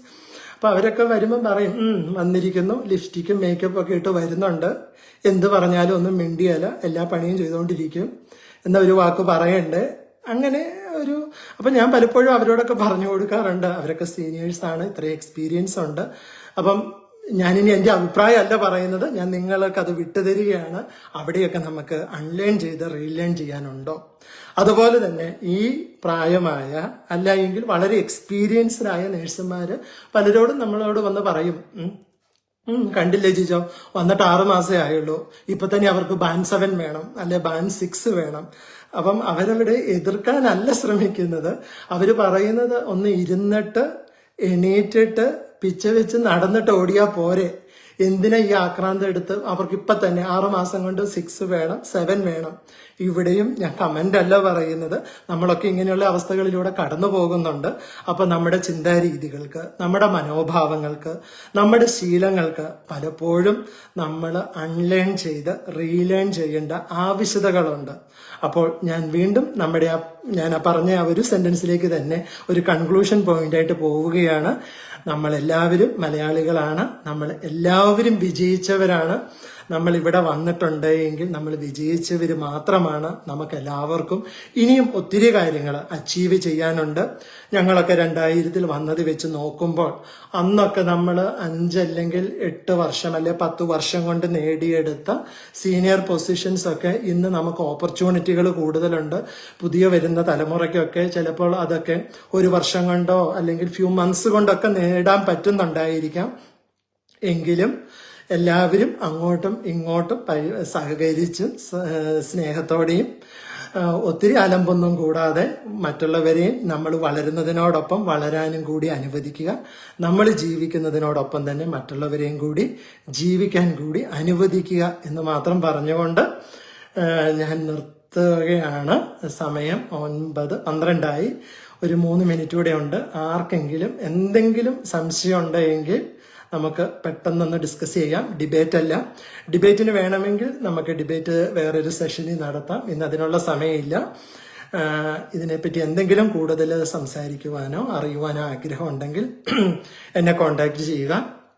അതുപോലെ അല്ലായെങ്കിൽ മിനിജ, ജോബി, ഇതിന്റെ മുന്നിലും പിന്നിലും പ്രവർത്തിക്കുന്ന ഒത്തിരി ആളുകളുണ്ട്, എനിക്കറിയാം. അപ്പോൾ എന്തെങ്കിലും ഉണ്ടെങ്കിൽ ചോദിക്കുക. B evidence based, work is worship, and finally B strong and be self dignity. Thank you. അതെ തീർച്ചയായിട്ടും. അപ്പോൾ എന്തെങ്കിലും സംശയം ഉണ്ടെങ്കിൽ ചോദിക്കുക. അല്ല എങ്കിൽ നമുക്ക് പയ്യെ നിർത്താമെന്ന് ഞാൻ പ്രതീക്ഷിക്കുന്നു. അപ്പോൾ നമ്മൾ ഇന്ന് കേട്ട ഈ കാര്യങ്ങൾ നമുക്ക് ആ ഒരു 0 അവർ നമുക്കൊരു കുറച്ച് ഒരു മിനിറ്റെങ്കിലും ഒന്ന് നിശബ്ദമായിട്ട് കണ്ണടച്ച് നമുക്കൊന്ന് ചിന്തിച്ച് നോക്കാം. ഇതിലെവിടെയൊക്കെയാണ് എനിക്ക് അൺലേൺ ചെയ്ത് റീലേൺ ചെയ്യാനുള്ളത്? ഇതിപ്പം ഇന്ന് രാത്രി ചെയ്യണമെന്നോ നാളെ രാവിലെ ജോലിക്ക് ചെയ്യണമെന്നോ ഒന്നും അല്ല കേട്ടോ ഞാൻ പറയുന്നത്.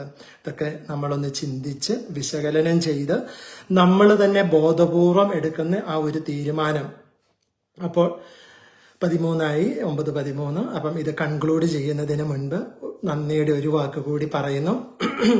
അതുപോലെ തന്നെ മെയ് 18 ഇതിന്റെ സംഘാടകർ വളരെ ആഘോഷപൂർവമായി നടത്താൻ ആഗ്രഹിക്കുന്ന ആ പ്രോഗ്രാം നേഴ്സസ് മീറ്റ് ആദ്യമായിട്ടാണ്. അപ്പം അതിനുള്ള എല്ലാവിധ ആശംസകളും ഭാവുകങ്ങളും ഞാനും എൻ്റെ ഫാമിലിയുടെ പേരിലും നിങ്ങളെ ഓരോരുത്തരെയും അറിയിക്കുന്നു. തീർച്ചയായിട്ടും പറ്റുവാണെങ്കിൽ എല്ലാവരെയും കാണാം എന്നുള്ള ശുഭാപ്തി വിശ്വാസത്തോടു കൂടി തന്നെയാണ്. അപ്പോൾ ഒരിക്കൽ കൂടി ഇങ്ങനെ ഒരു അവസരം ഒരുക്കി തന്ന മിനിജിക്കും, അതുപോലെ തന്നെ അത് അനുവദിച്ചു തന്ന ജോബിക്കും, അതുപോലെ തന്നെ ഇതിന്റെ മുന്നിലും പിന്നിലും പ്രവർത്തിക്കുന്ന നിങ്ങൾക്ക് ഓരോരുത്തരോടുമുള്ള എൻ്റെ ഏറ്റവും സ്നേഹം നിറഞ്ഞ നന്ദി ഞാൻ അറിയിക്കുന്നു.